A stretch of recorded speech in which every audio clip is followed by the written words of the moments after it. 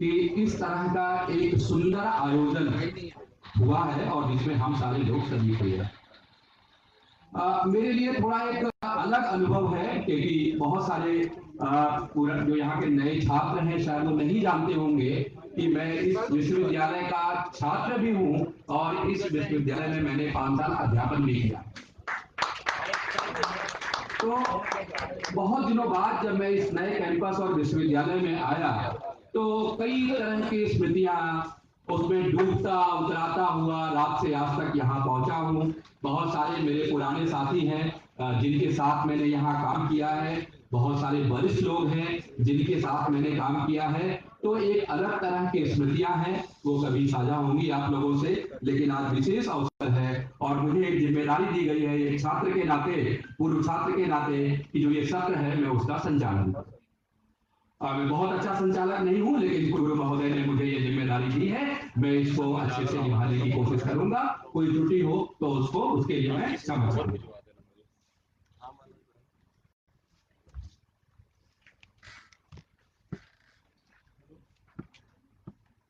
जी,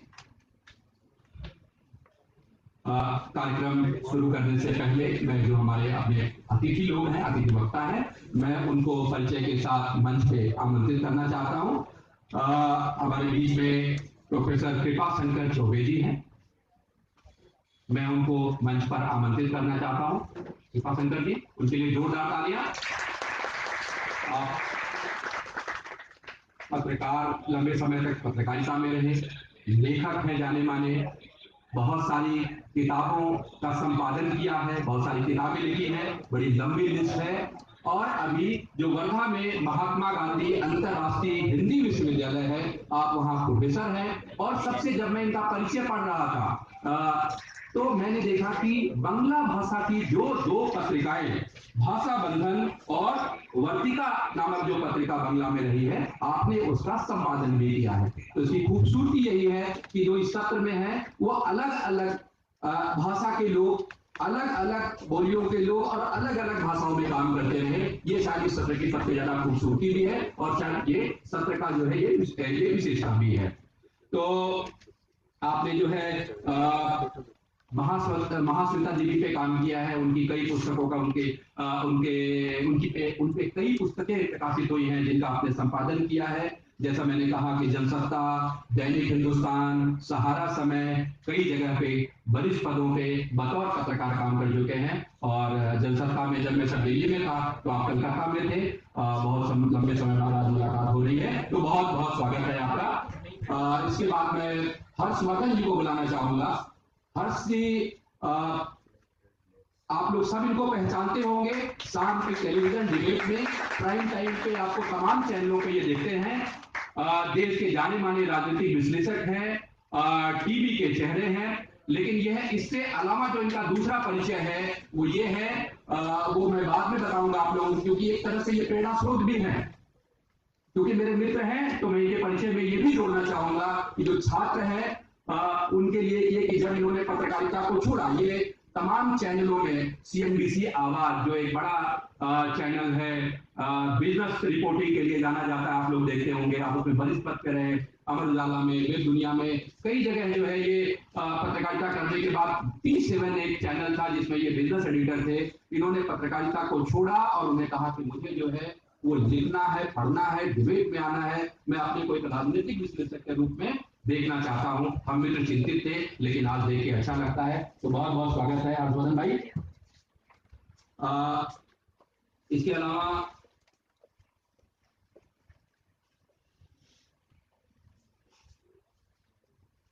मैं आदरणीय शैलेश पांडे जी को भी मंच पर आमंत्रित करना चाहता हूं। आप तरुण भारत मराठी का बहुत चर्चित प्रसिद्ध 100 साल पुराना अखबार है, आप उसके संपादक हैं। 2005 के साथ स्वागत चाहिए। हिंदी और मराठी दोनों भाषाओं पे समान अधिकार रखते हैं।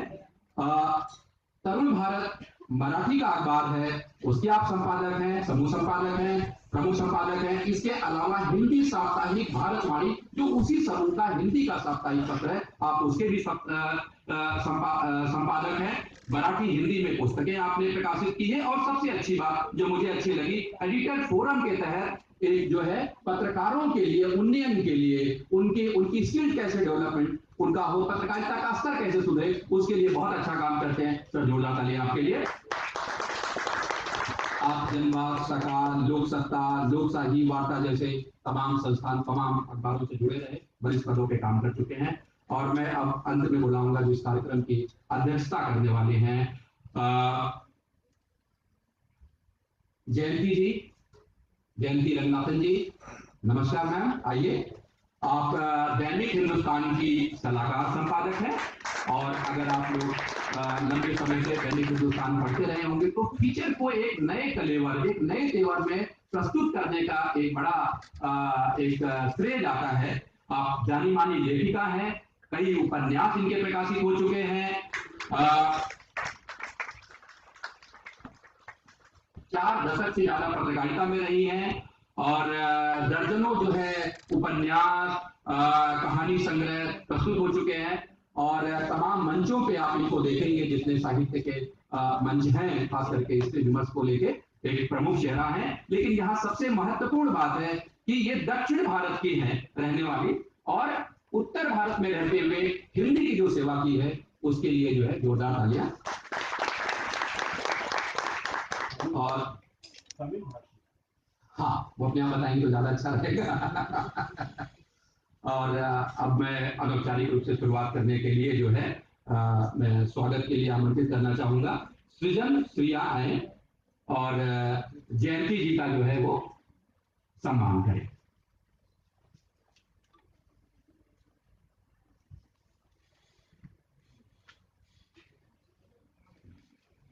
जोरदार तालियों से स्वागत कीजिए।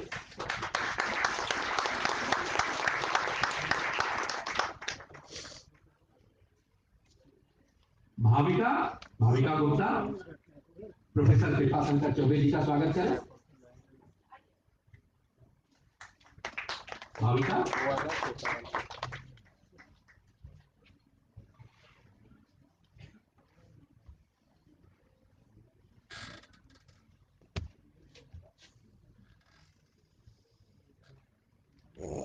जोरदार तालियां बच्चों।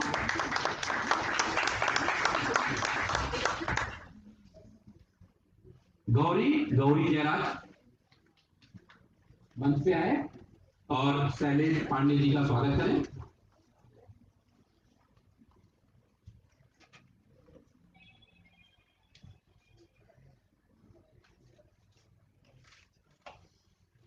बहुत बहुत स्वागत है।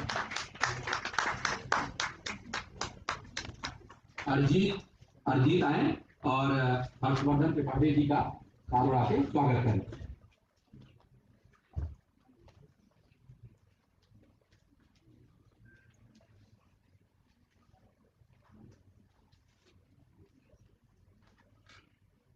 जोरदार तालियां हर्षवर्धन जी के लिए।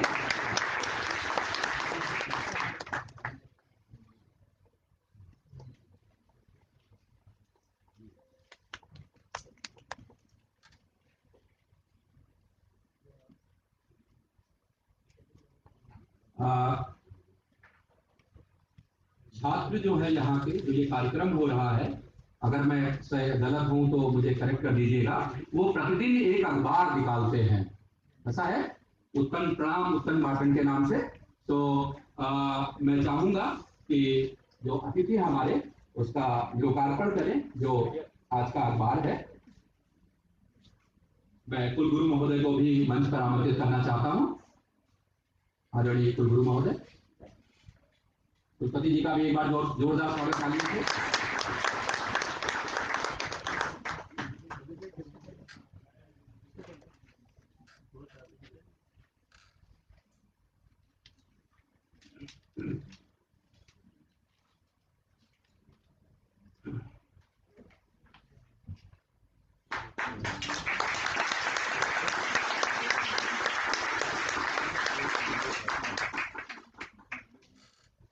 मुझे लगता है फोटो अच्छा नहीं आएगा सर, तो मुझे लगता है कि आप इधर ठीक से खड़े हो सब लोग, तो ऐसी मेरी दृष्टि गई। हाँ, आगे आगे एक अच्छा फोटो आएगा सर।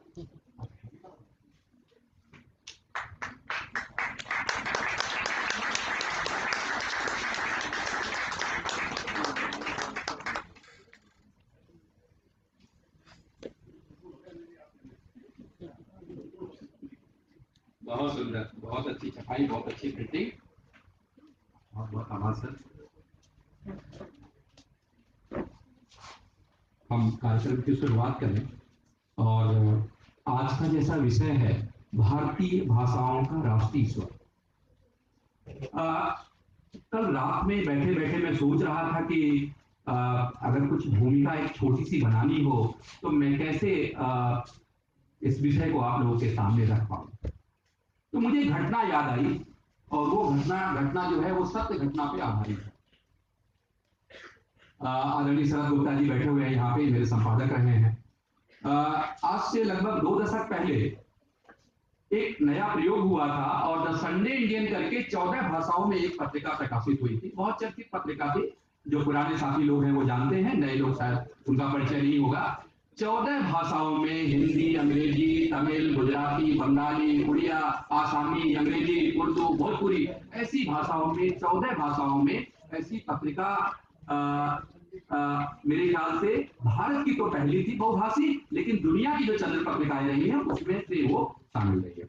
मैं उस समूह का वरिष्ठ संपादक के नाते लंबे समय तक मैं उससे जुड़ा रहा और पहला एम्प्लॉई रहा लॉन्चिंग से लेके और लगभग 8-9 सालों तक वहां रहा। तो मैं अभी शरद गुप्ता सर से बात कर रहा था और मैं बता रहा था कि जो हमारा ऑफिस था वो दिल्ली में एक साकेत एक जगह है, उनका एक सेलेक्ट सिटी मॉल है के पास, एक पीछे बहुत बड़ा एक कॉमर्शियल कॉम्प्लेक्स था जिसमें हमारा एक बहुत बड़ा ऑफिस था। मान के चलिए कि 300-400 लोग एक साथ बैठे थे।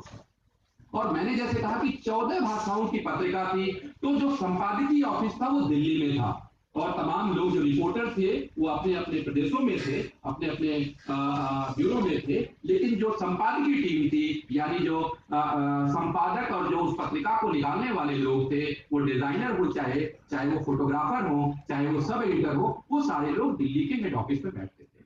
और हमारी बुधवार को एक मीटिंग होती थी, एडिटोरियल मीटिंग, जिसमें हम ये सब डिसाइड करते थे कि क्या कवर स्टोरी जाएगी, किस रिपोर्टर की क्या स्टोरी जाएगी।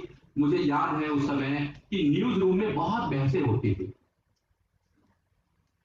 और वो जो बहस थी वो ये दिखाती थी कि चूंकि हमने कहा कि भारतीय भाषाओं के अलग अलग भाषाओं के लोग थे, तो उनकी अपनी अलग अलग मुद्दे हुआ करते थे, उस क्षेत्र के मुद्दे, उस भाषा के मुद्दे हुआ करते थे, उस पत्रकारिता के अपने मुद्दे हुआ करते थे और हमारी न्यूज रूम में खूब लड़ाइयां होती थी और कई बार हम लोगों की भी आपस में खूब बहस होती थी। लड़ाइयों का मतलब बहसें होती थी और उनके अलग अलग मुद्दों पे अलग अलग विचार होते थे।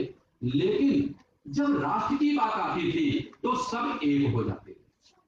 और मुझे याद है जब राष्ट्र की बात होती थी, उनके अलग अलग कवर स्टोरी होती थी। जब कोई राष्ट्रीय मुद्दा होता था, राष्ट्र की बात होती थी, राष्ट्रीय संकट की बात होती थी, तो हमारी कवर स्टोरी एक होती थी। 14 भाषाओं में एक कवर स्टोरी होती थी। तो ये मुझे लगता है, जो मुझे समझ में आया कि यह हमारी भारतीय भाषाओं का ये राष्ट्रीय स्वर है।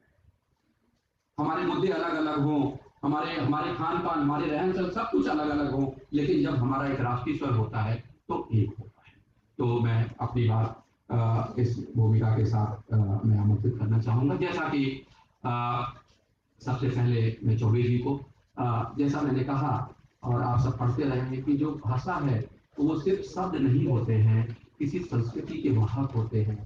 जीवन शैली, खान पान, रहन सहन, संस्कृति, एक सभ्यता के वाहक होते हैं। तो ऐसे में ये चर्चा बहुत गंभीर होने वाली है। लेकिन एक विडंबना है या एक देश में ऐसा कुछ है कि भाषाओं को लेके बहुत राजनीति हो रही है।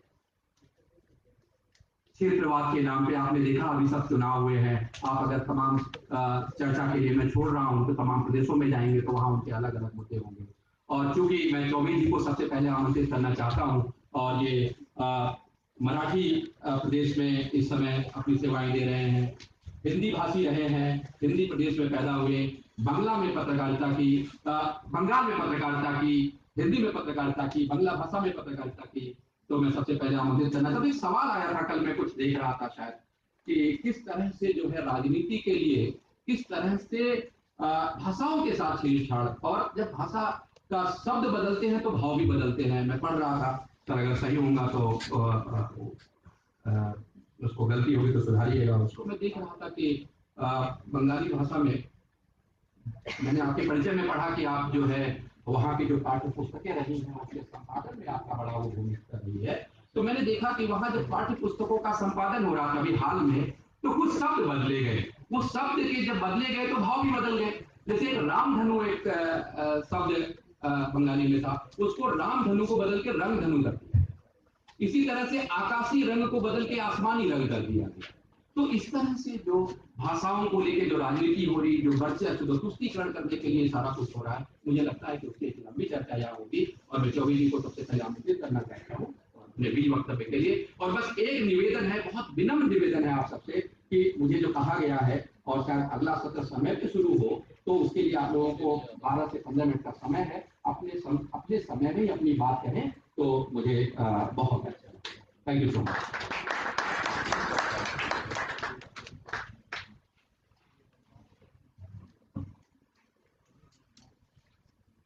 इस सत्र की अध्यक्ष और हिंदी साहित्य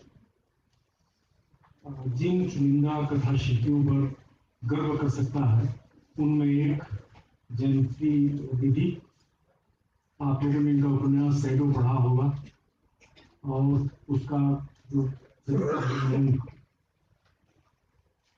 तो उपन्यास कैसे लिखा जाए, मैंने ममता कालिया की कथा संवेदना को जिस कथा लेखिका ने बहुत आगे बढ़ाया, उसमें जयंती दीदी है। और जो इस सत्र का विषय है, भारतीय भाषाओं की पत्रकारिता की संवेदना कैसे एक है, तो हम लोग बैठे थे जयंती दी के साथ। तो इस विश्वविद्यालय की जो कुलसचिव है, तो शशिकला मैडम, तो आते ही दोनों लोगों ने तमिल में बातचीत शुरू की। तो भाषा किस तरह से जोड़ती है। मित्रों, आप जानते हैं कि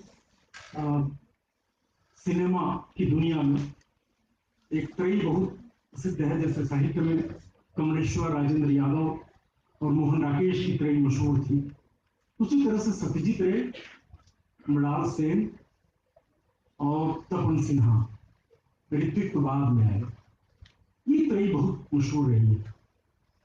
और अच्युतानंद मिश्र मेरे जब वरिष्ठ संपादक थे जनसत्ता में, मैंने 12 साल काम किया, तो उन्होंने कहा था कि मृणाल सिंह से एक आध कॉलम शुरू कराइए। मैं जब गया और मैंने कहा कि मेरे सारे सवाल हिंदी में है, हालांकि मैं बांग्ला भी जानता हूँ, बांग्ला में लिख भी लेता हूँ, बांग्ला में मैंने 3 किताबें भी लिखी हैं। बांग्ला पत्रिकाओं के, जैसा कि पांडे जी बता रहे थे, मैंने वर्तिका का संपादन भी किया है 12 वर्षों का। जनसत्ता में भी मैं 12 वर्ष था। और ये प्रभात जोशी का बड़प्पन था, ये औदार्य था, ये छूट वे देते थे। तो मृणाल सिंह से मैंने जब हिंदी में प्रश्न शुरू किया, तो उन्होंने कहा कि हमें हिंदी जानी ना। उन्होंने कहा मृणाल तो हमें बांग्ला जानी, किंतु हमें हिंदी कागज खास को मैं हिंदी अखबार में काम करता हूँ, इसलिए सवाल तो मैं हिंदी में पूछूंगा। आपको जब हिंदी आती नहीं, तो आप ये बताइए कि प्रेमचंद की कहानी कफन का और आपने फिल्म कैसे बनाई, वो भी तेलुगु में। और आप जानते हैं कि कफन ऐतिहासिक कहानी है प्रेमचंद की, उसमें उस पर तेलुगु में फिल्म बनी, मृणाल सेन ने बनाई, उनको हिंदी नहीं आती। और जब पिता पुत्र, जब पैसा, वो जब बहू मर जाती है, और उसमें देखिए जी मृणाल सेन का कला विवेक देखिए, और उस आदमी का सौंदर्य बोध। जो बहू है उसके लिए उन्होंने ममता शंकर का चयन किया। और जिन्होंने वह फिल्म देखी होगी, आपको याद होगा कि ममता शंकर इतनी सुंदर अभिनेत्री और रविशंकर के परिवार से आने वाली, और वह जब मर जाती है तो मक्खियां उसके चेहरे पर गिनगिनाती हैं। तो और फिर कफन के लिए जो पैसे हैं, दोनों जाते हैं पिता पुत्र, और जब शराब पीते हैं खाना खा करके, और फिर जब आते हैं तो बेटा पूछता है कि अब उस लाश को जलाया कैसे जाएगा। तो उन्होंने कहा कि गांव वाले अगर डाल डाल है तो हम पात पात। तो हमने कहा कि मृणाल, इसका तेलुगु में क्या किया आपने। तो उन्होंने कहा कि इसका हमने शूटिंग रोक दी थी, तेलंगाना में उसकी शूटिंग हुई, आप जानते हो, जाने की कहानी। और उसके बाद से मैंने पूछा गांव वालों से, निरक्षर थे, और मूलतः हैदराबाद के रहने वाले। तो उनसे मैं पूछा कि इसको तू डाल डाल में पात पात को तेलुगु में क्या कहते हैं? तो उन्होंने कहा था जिसका बांग्ला होगा तुई मेघे मेघे अमित तारा है तारा, तो मेघ मेघ में तारा था। और तो मित्रों फिर उन्होंने कहा था कि इस तरह की अगर मुहावरे, इस तरह की रोटियां अगर एक भाषा से दूसरी भाषा में जाए तो कितनी समृद्ध होंगी। अब आपकी यह विद्यासभा बेहतर समझ सकती है और निर्णय कर सकती है कि यह जो मुहावरा है तो डाल डाल में पात पात, उसकी तुलना में तो मेघ मेघ में तारा तारा में कितनी ऊंचाई है। और यह जो विषय है मित्रों, यह जो भाषा से तो बंधन है, यह अगर नहीं होता तो भारतीय, जैसे राधा कृष्ण जी ने एक साहित्य की परिभाषा दी थी जो केंद्रीय हिंदी साहित्य अकादमी की का ध्येय वाक्य है कि भारतीय साहित्य एक है जो कई भाषाओं में लिखा जाता है। यह पत्रकारिता के लिए भी सही है। तमिल के जो महान कवि और संपादक हुए, इंडिया जैसे पत्रिका के संपादक थे सुब्रमण्यम भारती, उसके पहले स्वदेश मित्रन में वे काम कर चुके थे। चक्रवर्ती जैसी पत्रिका, तमिल की मशहूर पत्रिका, उसमें काम कर चुके थे। और उस व्यक्ति ने जब माधवराव सप्रे ने 1907 में हिंदी केसरी तिलक के विचारों का हिंदी समाज में, भारतीय भाषाओं के समाज में संचार करने के लिए जब हिंदी केसरी का प्रकाशन शुरू किया तो लिखा इंडिया में, और इंडिया तमिल का साप्ताहिक समाचार पत्र, और उसके मालिक थे ऋषि अरविंद घोष जो पांडिचेरी में उसमें चले गए और पूरी आजादी दी थी कि आप इस तरह से निकालिए। उसमें उन्होंने लिखा सुब्रमण्यम भारती ने कि चूंकि मुझे हिंदी आती है और सप्रे जी तिलक जी के विचारों को हिंदी में प्रकाशित कर रहे हैं तो वह हिंदी केसरी को हम तमिल में ले आते हैं। और मित्रों आपको जानकर आश्चर्य होगा कि मराठी में तो बाद में तिलक रचनावली आई जो 1881 में उन्होंने जब केसरी आरंभ किया था, और जो उनका कालजयी वक्तव्य है स्वराज हमारा जन्मसिद्ध अधिकार है। इस तरह से स्वराज हर भारतीय भाषा में, तमिल में उस अखबार उसी नाम से अखबार निकला, तेलुगु में निकला, मलयालम में निकला। और उसके बारे में जब 1888 में जब गंदाती वर्गीस मोतीलेई ने मलयालम मनोरमा शुरू किया तो उसमें इसकी कहानी पूरी लिखी है। और उसके बाद से आप जानते हैं स्वराज नाम से बांग्ला में अखबार निकला। और किस तरह से बंदे मातरम 1906 में जब ऋषि अरविंद घोष 1906 से लेकर 1908 तक जो उन्होंने लिखा है, स्वराज्य का जो भाष्य किया है, और तिलक को जन जन तक, अगर उस पूरी भारतीय भाषाओं की पत्रकारिता को हम देखें तो तिलक समूचे भारत की संवेदना में छाए हुए हैं। और उस पूरे युग को चूंकि उन्होंने प्रभावित किया, मराठा ने भी और केसरी ने भी, इसीलिए उसे तिलक युग के नाम से जाना जाता है। और सबसे पहले जो काल विभाजन हुआ यह कृष्ण बिहारी मिश्र की जो किताब है हिंदी पत्रकारिता जातीय चेतना और खड़ी बोली की निर्माण भूमि, मुझे लगता है कि उससे अच्छी हिंदी में कोई किताब नहीं है पत्रकारिता। उसको उन्होंने काल विभाजन किया था कि यह तिलक युग है, तिलक युग के प्रमुख अखबार क्या क्या है। फिर उन्होंने गांधी युग ये नामकरण भी कृष्ण बिहारी मिश्र जी का किया हुआ है, और जिसे कई लोगों ने, श्रीधर जी ने भी उसी से प्रेरणा लेकर के विभाजन किया जो समग्र भारतीय पत्रकारिता उनका है। तो मैं ये निवेदन करना चाहता था मित्रों कि किस तरह से तिलक के विचारों को, और जाहिर है कि स्वराज्य उस समय सपना था सबका, तो स्वराज्य के लिए सभी भारतीय भाषाओं की पत्रकारिता ने एक जैसा एक तरह से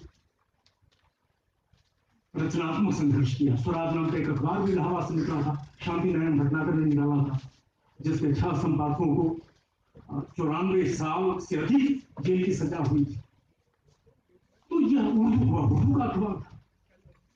और इसी तरह से आजादी की लड़ाई, तो एक उदाहरण हम ले सकते हैं कि किस तरह से आजादी की लड़ाई में हर भारतीय भाषा की पत्रकारिता ने संघर्ष किया, और उसके लिए जेल जब्ती और जुर्माने की पत्रकारिता उसको कहा जाता है। इसीलिए और स्वराज्य के बारे में 1907 में जब मदन मोहन मालवीय ने अभ्युदय शुरू किया तो उसमें स्वराज्य के बारे में उसके वैदिक शोध उन्होंने गिनाए कि कैसे स्वराज के बारे में ऋग्वेद क्या कहता है, कई ऋचाओं का भाष्य किया उन्होंने। और तो जिस तरह से, अच्छा बाद में भी हम देखें, आजादी के बाद भी भारतीय भाषाओं की संवेदना कैसे एक रही है। आप जानते हैं कि 1975 में जब इमरजेंसी लगी तो 2 अखबारों ने हिंदी के जागरण और नई दुनिया में अपना संपादकीय जो स्थान था वो रिक्त छोड़ दिया। बांग्ला में भी ऐसा हुआ। और किस तरह से सागर में घोष आनंद जागृतिका के बहुत बड़े संपादक हुए, देश का भी संपादन उन्होंने किया। और आनंद जागृतिका के उसमें विशेष संवाददाता थे वरुण सेनगुप्त। उन्होंने इतनी तीखे टिप्पणी की कि उन्हें जेल में बंद किया गया। इमरजेंसी में कई हिंदी के भी, राम बहादुर राय से लेकर के तमाम लोग जेल में गए थे। और उसी तरह से दक्षिण में भी इमरजेंसी का विरोध हुआ। तो मैं ये निवेदन करना चाहता हूं कि ये अगर सिर्फ एक उदाहरण में, एक दृष्टांत में स्वराज्य का, तो उसके लिए हर भारतीय भाषा की पत्रकारिता में रचनात्मक संघर्ष की एक दूसरी संवेदना भी हम देख सकते हैं कि किस तरह से भाषा को लेकर के, भाषा को कैसे परिमार्जित किया हमारे संपादकों ने। ये आमतौर पर माना जाता है कि हिंदी गद्य और हिंदी पत्रकारिता ने साथ साथ विकास किया। तो यह हर भाषा पर लागू होता है। 20वीं शताब्दी के दूसरे दशक में अभी ये प्रफुल्ल सरकार ने एक अखबार निकाला था, आनंद जागृतिका। और टैगोर की एक काव्य पंक्ति को अपने अखबार का ध्येय वाक्य घोषित किया था। आनंद जागृतिका का जो ध्येय वाक्य है वह है, बांग्ला भाषा बांग्लादेश आशा, यानी कोई भाषा ही उस समाज की आशा होती है। और यही आप देखें कि, और किस तरह से मैंने जो बात शुरू की थी, आप पंडित जी का भी देगा, हम तो बैठ जाएंगे। तो और आज जो हिंदी साहित्य है, ये तो हमारे पुरखे संपादकों की देन है। भारतेंदु से कम योगदान बाबूराव विष्णु पराड़कर का नहीं है, जिन्होंने श्री श्रीमती राष्ट्रपति मुद्रा स्फीति न जाने कितने शब्द किए। और सिर्फ हिंदी को नहीं, बांग्ला को भी। उनके जो मामा थे, कल हरिवंश जी उनका उल्लेख कर रहे थे, सखाराम गणेश देउस्कर, बड़े मूलतः मराठी भाषी होकर के जिस व्यक्ति ने देशज कथा जैसी किताब लिखी और उसकी जो समीक्षा टैगोर ने की है, इससे पता चलता है कि तब सारी भाषाएं संवेदना के स्तर पर कितनी एक है। और आप जानते हैं कि टैगोर ऐसे नहीं टिप्पणी करते थे। एक पत्रिका है बंग दर्शन, बंग दर्शन अकेली पत्रिका है जिसे 2 बड़े साहित्य शिल्पियों का संपादकीय संस्पर्श मिला।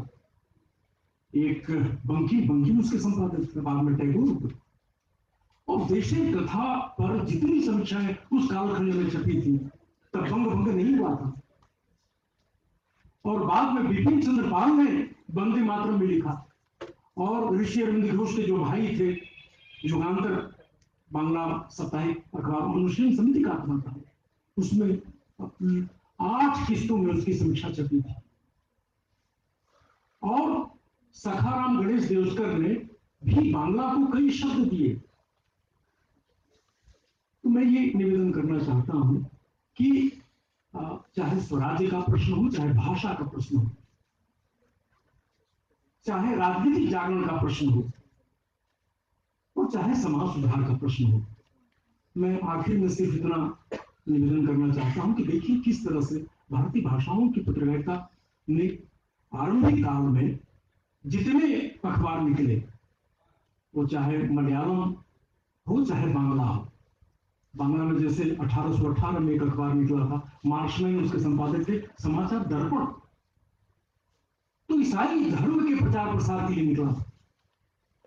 और हिंदू धर्म की जब नाहक आलोचना होने लगी तो राजा राम मोहन राय, जिन्हें वर्नाकुलर प्रेस का जनक कहा जाता है, उनकी प्रेरणा से बंगाल गजट निकला। 1821 में संवाद कौमुदी निकला। और हिंदू धर्म में जो विकृतियां थी उसका भी वो विरोध कर रहे थे। और जब प्रेस पर पाबंदी लगाई गई तो उस व्यक्ति ने मिराकुल अखबार, जो फारसी का पहला अखबार है, उसके मुद्रक प्रकाशक और संपादक थे राजा राम मोहन राय, उसको बंद कर दिया। और समाज सुधार की वही देखिए उसी तरह की आप मराठी में भी हम देख सकते हैं, जब बाल शास्त्री जांभेकर ने दर्पण निकाला तो उसमें भी समाज सुधार था।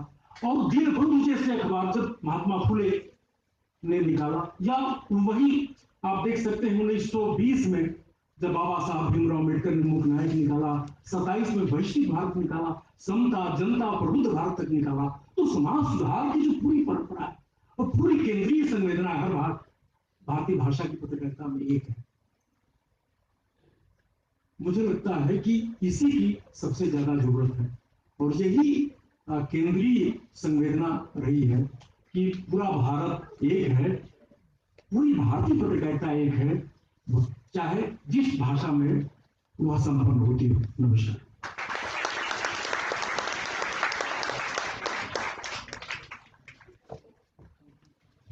धन्यवाद सर, आपने तो बहुत ही संक्षेप में और अपने समय से कम समय में बहुत गंभीर बात की, बहुत गंभीर मुद्दा उठाया और बिल्कुल सही बात आपने कही कि भारतीय साहित्य हो या पत्रकारिता है, वह अलग अलग भाषाओं में लिखा जाता है, अलग अलग भाषाओं में अखबार प्रकाशित किया जाता है, लेकिन सबका विमर्श एक है, सबका मुद्दा एक है। ये बहुत अच्छी बात आपने बहुत सार्वजनिक तरीके से की। और अब मैं अगले वक्ता के रूप में मैं आदरणीय शैलेश पांडे जी को मंच पर आमंत्रित करना चाह रहा हूं। और जैसा मैंने पहले ही कहा था और एक बार फिर से कहता हूं कि जो यहाँ लोग बैठे हुए, ये खूबसूरती, ये विषय के अनुकूल भी है और इनसे एक संदेश भी जाता है आप सब में कि देखिए विविधता के बाद भी कितनी एकता है। बहुलता है हमारे देश में, लेकिन फिर भी देखिए कि आप जो है हिंदी भाषी होते हुए और मराठी में, मैंने पूछा अभी कि सर पांडे हैं तो आप तो मराठी नहीं होंगे। नहीं बोले मैं तो 100 साल से मराठा में वही रहता हूँ। मैंने कहा फिर भी सर कहाँ के होंगे? तो सर ने बताया कि मेरा जो मूल है वो जो है उत्तर भारत है। तो उत्तर भारत से जाते हैं एक ऐसे क्षेत्र में जाते हैं जहां आजकल भाषा को लेकर बड़ी राजनीति भी हो रही है और वहां वो शीर्ष पद पे एक बड़े एक ऐतिहासिक और एक गर्व करने वाले अखबार के आप संपादक हैं। तो मुझे लगता है कि हमारा मार्गदर्शन बहुत अच्छे से आप करेंगे।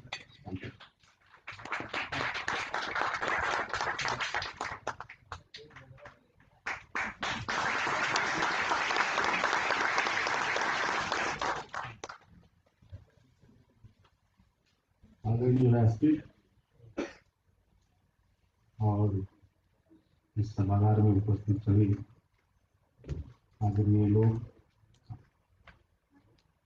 सभी छात्र छात्राएं, आज के इस विमर्श में मुझे बुलाने के लिए विशेषकर तिवारी सर और त्रिवेदी सर का और माखनलाल चतुर्वेदी विश्वविद्यालय परिवार का आभार। दूसरी चीज है कि यहाँ विमर्श हो रहा है, उसका मुझे हर्ष है। और ज्यादा हर्ष की बात है कि विमर्श में विद्यार्थी सहभागी। उससे ज्यादा हर्ष ये है कि यहाँ चारों तरफ पांडे ही पांडे, एक पर पांडे हैं, बात पांडे कर रहे हैं।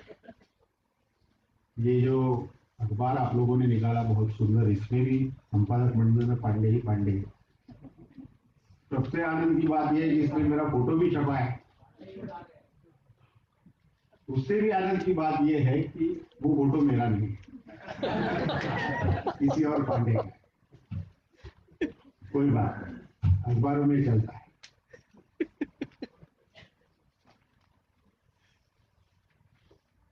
तो आप सबको शुरू में ही आप सबके लिए प्रणाम और आभार व्यक्त कर शुरुआत करता हूं।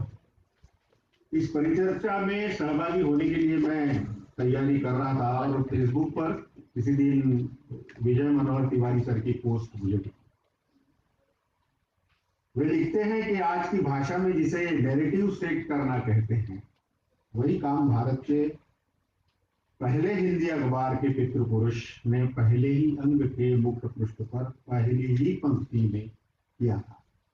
उनका नाम था जुगल किशोर शुक्ल और 30 मई 1826 को उदंत मार्तंड नाम के अखबार में छपी वह अमर पंक्ति थी, हिंदुस्तानियों के हित के लिए। अब समाचार पत्रों के संदर्भ से देखा जाए तो उस समय का हिंदुस्तानियों का हित और वर्तमान में हिंदुस्तानियों का हित, इन दोनों चीजों में अंतर है। तब हमारी लड़ाई, हमारा संघर्ष जो था अंग्रेजों से था। अब हमारा संघर्ष लोकतंत्र को जीवंत और कल्याणकारी बनाए रखने के लिए। और एक चीज उस समय में 200 साल के प्रवास की ओर हम जब पीछे मुड़कर देखते हैं तो एक चीज कॉमन है कि हिंदी पत्रकारिता हो या भाषाई कोई भी पत्रकारिता भारत की, सब में असहमति का स्वर और चिकित्सा का स्वर, ये दो चीजें बहुत कॉमन। चूंकि मैं यहाँ मराठी पत्रकारिता के प्रतिनिधि के तौर पर आपसे सम्मुख हूं, तो हिंदी पत्रकारिता के 200 वर्षों के इस उत्सव में सिर्फ 6 साल जूनियर मराठी पत्रकारिता है। 1826 में उदयन मार्तंड की शुरुआत हुई, 1832 में बाल शास्त्री जांभेकर ने दर्पण शुरू किया। 19वें शतक के आरंभ में भारत में कई भाषाई अखबार शुरू हुए। चौबे सर ने मेरा आधा काम पूरा कर दिया। तो बाल शास्त्री जांभेकर ने जब दर्पण निकाला और उसका हेतु भी भारतीय लोगों का हित ही था, समाज का प्रबोधन, अनिष्ट प्रथाएं, अंधश्रद्धाओं का निर्मूलन, वैज्ञानिक दृष्टिकोण की वकालत, ज्ञान का प्रसार। उसमें अंग्रेजी कंटेंट भी हुआ करता था। तो अंग्रेज सरकार को समाज की वस्तुस्थितियों से अवगत कराना भी उसका एक हेतु था। और सबसे बड़ा काम था राष्ट्रभक्ति की भावना का प्रचार। एक तरह से ये उदयन मार्तंड की परंपरा को आगे बढ़ाने वाला ही कदम था। तिलक ने, जिसका उल्लेख चौबे सर ने किया, 1881 में जब केसरी अखबार शुरू किया, तब तिलक और आगरकर के बारे में आप सब लोग जानते हैं। कुछ समय बाद तिलक और आगरकर पर इस बात पर विवाद हुआ कि पहले समाज सुधार या पहले राजनीतिक आजादी। नतीजतन इस मतभेदों के चलते आगरकर ने केसरी छोड़ दिया।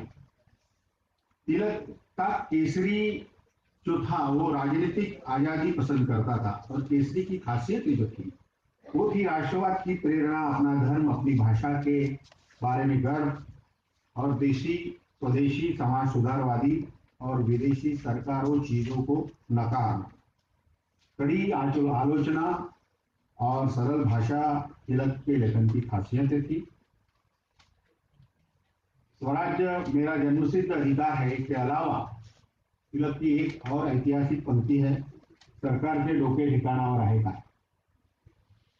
सरकार का दिमाग जगह पे है कि नहीं, ऐसा सवाल उस समय पूछने वाले, वो दिनांक था 6 जुलाई 1857। अंग्रेजों के दमनकारी नीतियों के खिलाफ इस शक्तिशाली संपादकीय ने उस समय राष्ट्रीय आक्रोश को सुलगाया। तिलक की स्टाइल ही असहमति थी, जो स्वाभाविक रूप से अंग्रेजों को नापसंद।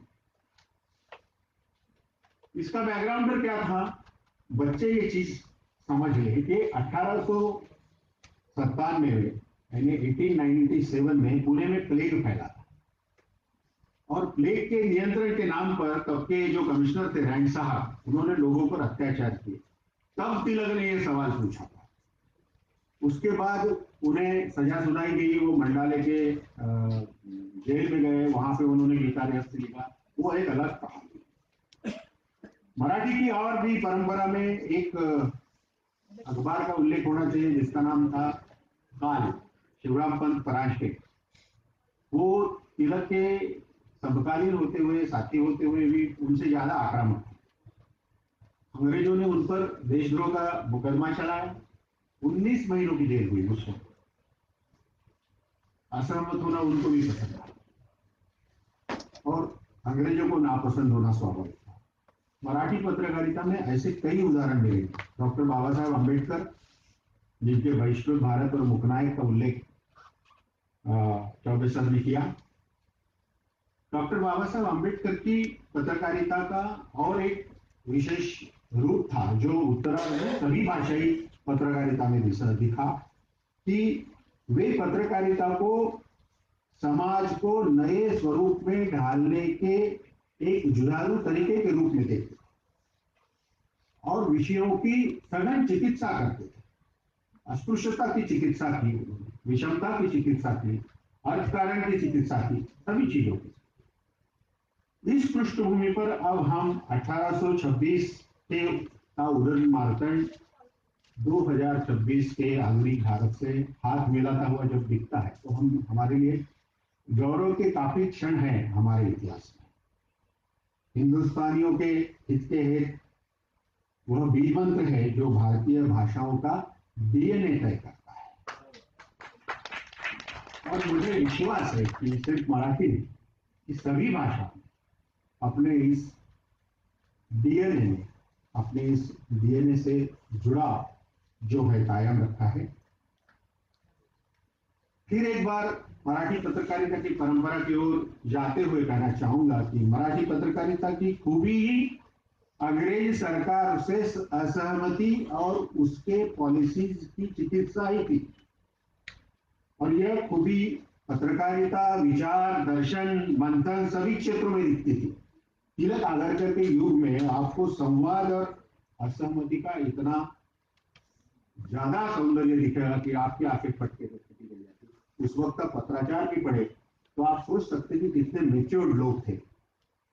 लेकिन तिलक का उस समय का स्वर वही राष्ट्रीय स्वर था जिसने बंगाल से महाराष्ट्र तक स्वराज की एक ही भाषा बोली, जिसका अभी चौबे सर ने उल्लेख किया। उसी स्वर ने असहमति से असंतोष भड़काया और असंतोष से स्वतंत्रता का जज्बा प्रेरित किया। तिलक और आगरकर के बीच के मतभेद भारतीय पत्रकारिता में आज तक के इतिहास में सबसे स्वस्थ संवाद का उदाहरण, सबसे स्वस्थ संवाद। इन दोनों ने सिद्ध किया कि राष्ट्रीय हित के लिए असहमत होना शत्रुता नहीं है, बल्कि सत्य की ओर बढ़ने का सामूहिक प्रयास है।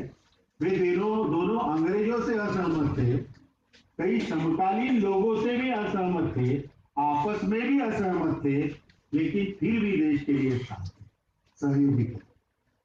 इसी परंपरा के चश्मे से देखो तो भारतीय भाषाओं की सभी पत्रकारिता का स्वर समावेशी दिखाई देता है। वो समाज के छोर पर पड़े लोगों का उदय चाहता है, उनका विकास चाहता है, उनकी प्रगति चाहता है, लोक कल्याण के मुद्दों पर सहमति बनाने की कोशिश करता है, असहमति के मुद्दों को स्वरों को ताकत भी देता है। मैं ऐसा मानता हूं कि राष्ट्रीय स्वर हमारा जो भी हमारी परिकल्पना है, राष्ट्रीय स्वर अधूरा है यदि उसमें समाज के हाशिए पर पड़े व्यक्ति की गूंज शामिल हो। और उस गूंज के लिए व्यवस्था से असहमत होना पत्रकारिता का धर्म है। और मुझे गर्व है कि मैं उस पत्रकारिता की परंपरा का हिस्सा हूं जो हमेशा चिकित्सा करती आई है और जरूरत पड़े तो बड़े साहस के साथ असहमति भी बताती आई है। लेकिन आज बड़े कैनवस पे रखकर अगर देखें तो लगता है कि वर्तमान में वैचारिक कोलाहल को राष्ट्रीय स्वर में बहुत सारा ब्लेंडिंग और एडल्ट्रेशन हो गया है। संवाद की जगह सिर्फ विवादों ने ले ली है। चिकित्सा का महत्व हम भूल गए हैं। असहमति का सौंदर्य खोता जा रहा है। इस पृष्ठभूमि पर मैं देखता हूं, मैं समझता हूं, मेरा यह आकलन है कि भारतीय भाषाओं की पत्रकारिता के सामने आज सबसे बड़ी अगर चुनौती कोई है तो अपनी साख और संस्कार बचाने, अपनी साख और संस्कार बचाने की सबसे बड़ी चुनौती है। भारत का हित और लोकतंत्र का हित, इनका संवर्धन हमारे लिए सर्वोपरि होना है। अगर हामी भरना ही है, अगर सब बराबर है तो पत्रकारिता का क्या काम है? सब चीज अगर ठीक से चल रही है तो पत्रकारिता और पत्रकारों का काम ही नहीं है, वो तो अपने आप वैसे भी चलेगी।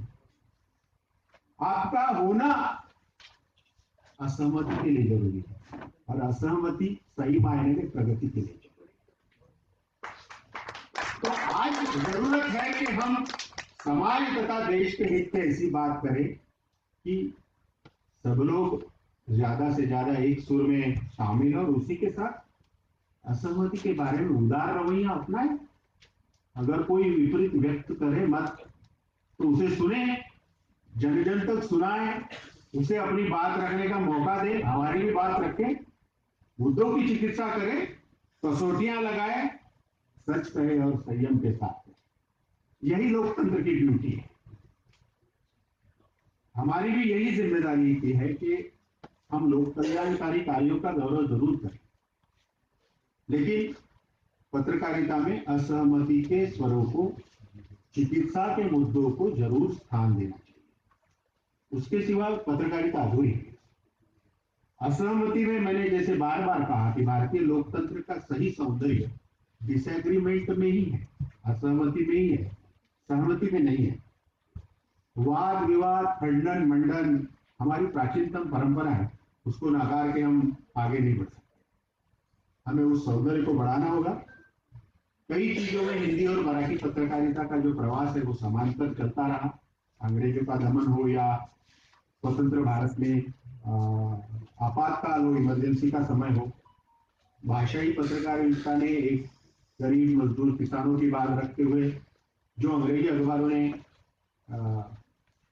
उतने पुरजोर तरीके से नहीं रखती जितनी भाषाई तरीके से।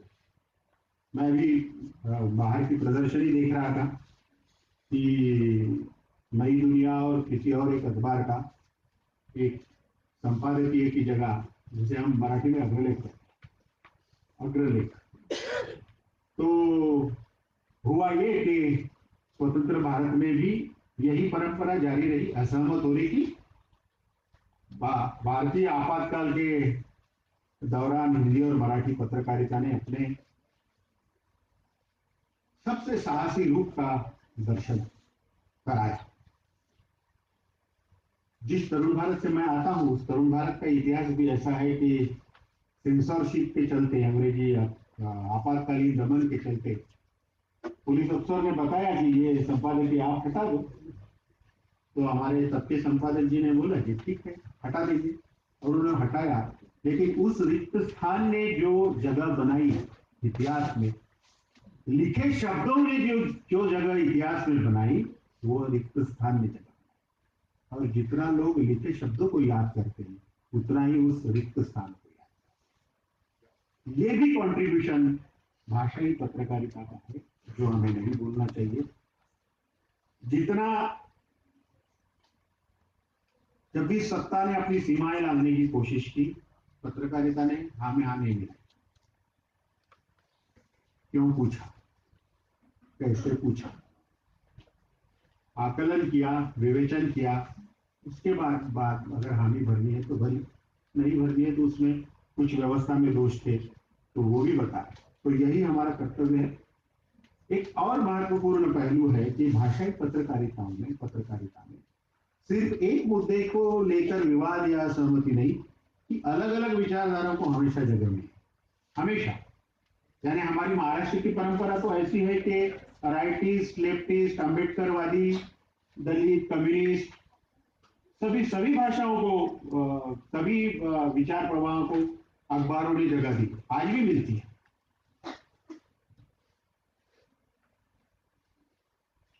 अब थोड़ा वर्तमान की ओर अगर देखें तो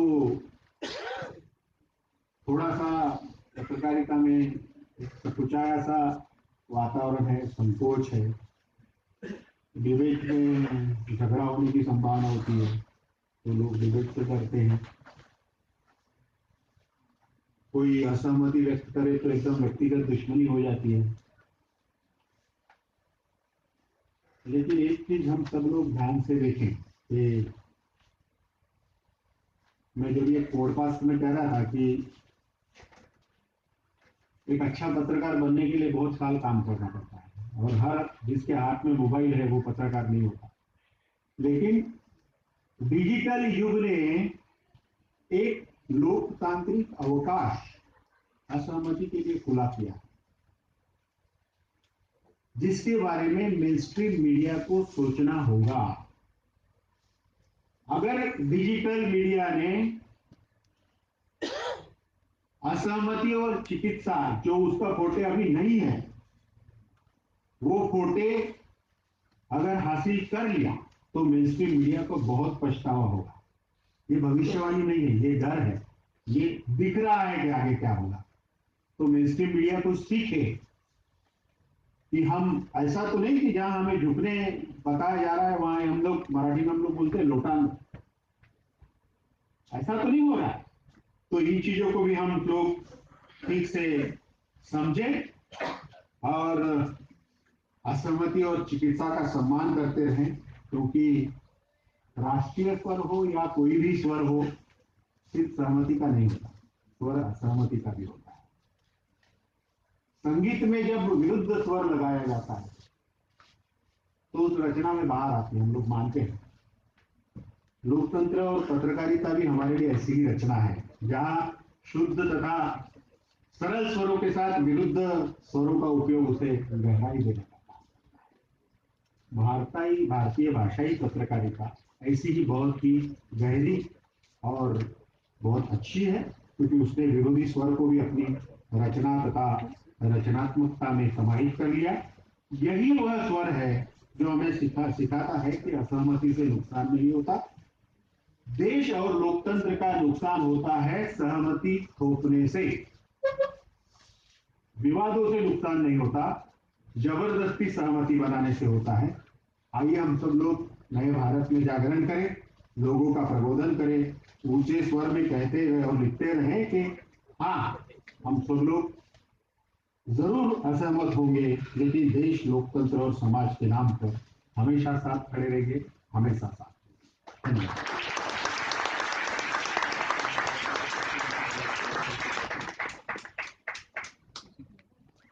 बहुत ही सुंदर तरीके से हम सबको समझाया कि सहमति और असहमति दोनों के बीच में भेद क्या है, और पत्रकारिता के लिए असहमति क्यों जरूरी है। मैं कहा कि प्रगति के लिए जरूरी है, पत्रकारिता की प्रगति के लिए जरूरी है, लोकतंत्र की प्रगति के लिए जरूरी है, जन कल्याण के लिए जरूरी है, और समाज के जो हाशिए के लोग हैं उनके उत्थान के लिए जरूरी है। और एक महत्वपूर्ण बात सर आपने कह के, जो मुझे लगता है बहुत महत्वपूर्ण एक नागरिक संदेश दिया है, कि वो कि विवादों से नहीं दिक्कत है। आजकल टेलीविजन पे विवाद होते हैं, सोशल मीडिया पे विवाद होते हैं, खूब लड़ाइयां होती हैं। तो बहुत अच्छी बात कही कि विवादों की चिंता नहीं करनी है, पत्रकारिता में विवाद होंगे, लेकिन दिक्कत है कि जब सहमति बनाने के लिए आप जबरदस्ती करते हैं, आपको चीज थोपते हैं, अपने विचार को जबरन लादते हैं, दूसरे के विचार को छोटा बनाते हैं, मुझे लगता है कि पत्रकारिता को खतरा वहां बहुत अच्छी बात है कि सब अपने समय सीमा में ही अपनी बात कह रहे हैं। तो हर्षवर्धन जी, मैं आपके पास आता हूँ। तो उससे पहले मैं सोच रहा था कि मैं जब अपनी बात कहूंगा तो ये जो भारतीय भाषाएं, इनका क्या संबंध है। तो मुझे एक बात समझ में आई कि वो संस्कृत और तमिल को मैं ननिहाल की तरह देखता हूँ भारतीय भाषाओं की। ये ननिहाल है, बाकी सब भाषाएं मौसियां हैं। और कह सकते हैं कि हिंदी को हम कह सकते हैं कि थोड़ी बड़ी मौसी है, ज्यादा प्यार रहता है उसके प्रति। तो लेकिन आजकल जो है ये मौसियों में तो खूब प्यार होता है, हम सब के घरों में मौसियां होंगी, हम जानते हैं, ननिहाल जाते हैं, मौसियों में तो बड़ा प्रेम है हर्षवर्धन जी। लेकिन जो मौसियों के वारिस हैं, जो राजनीतिक वारिस हैं, वो बहुत लड़ रहे हैं। तो मुझे लगता है कि हर्षवर्धन जी, इस पे हम बात करेंगे। और हिंदी, अभी मैं पढ़ रहा था, मेरे ख्याल से जो अभी तमिलनाडु में जो बीजेपी पार्टी जीत के आई है, उनकी एक नाम शायद कृति जी है, हाँ शायद कृति है उनका नाम। तो उन्होंने एक बयान में कहीं उनका पढ़ रहा था, उन्होंने कहा कि मैं हिंदी में बात कर रही हूँ, क्योंकि आप जानते हैं साउथ में हमारे जो अध्यक्षता कर रही है अच्छे से बताएंगे, कहीं ना कहीं राजनीतिक कारणों से हिंदी को लेकर एक विरोध रहता है। बट उन्होंने एक बात कही कि मैं आपसे हिंदी, किसी चैनल को इंटरव्यू दे रही थी, उन्होंने कहा कि मैं हिंदी में बात कर रही हूँ, मैं इसलिए हिंदी में बात कर रही हूँ कि मैं अपनी बात, अपने राज्य की बात और अपनी पार्टी की बात मैं देश दुनिया तक पहुंचाना चाहती हूँ। तो मुझे लगता है हिंदी वो है, क्योंकि आप पॉलिटिकल एनालिसिस्ट हैं, डिबेट में रहते हैं, राजनीतिक समझ आपकी बहुत अच्छी है, जैसा मैं मानता हूं। तो मैं चाहूंगा कि आप इसमें भी बात करें कि जो भाषा को लेकर जो राजनीति हो रही है वह कितनी सही है, कितनी गलत है, और उसके परिणाम क्या होने वाले हैं। आगे बढ़ते हैं।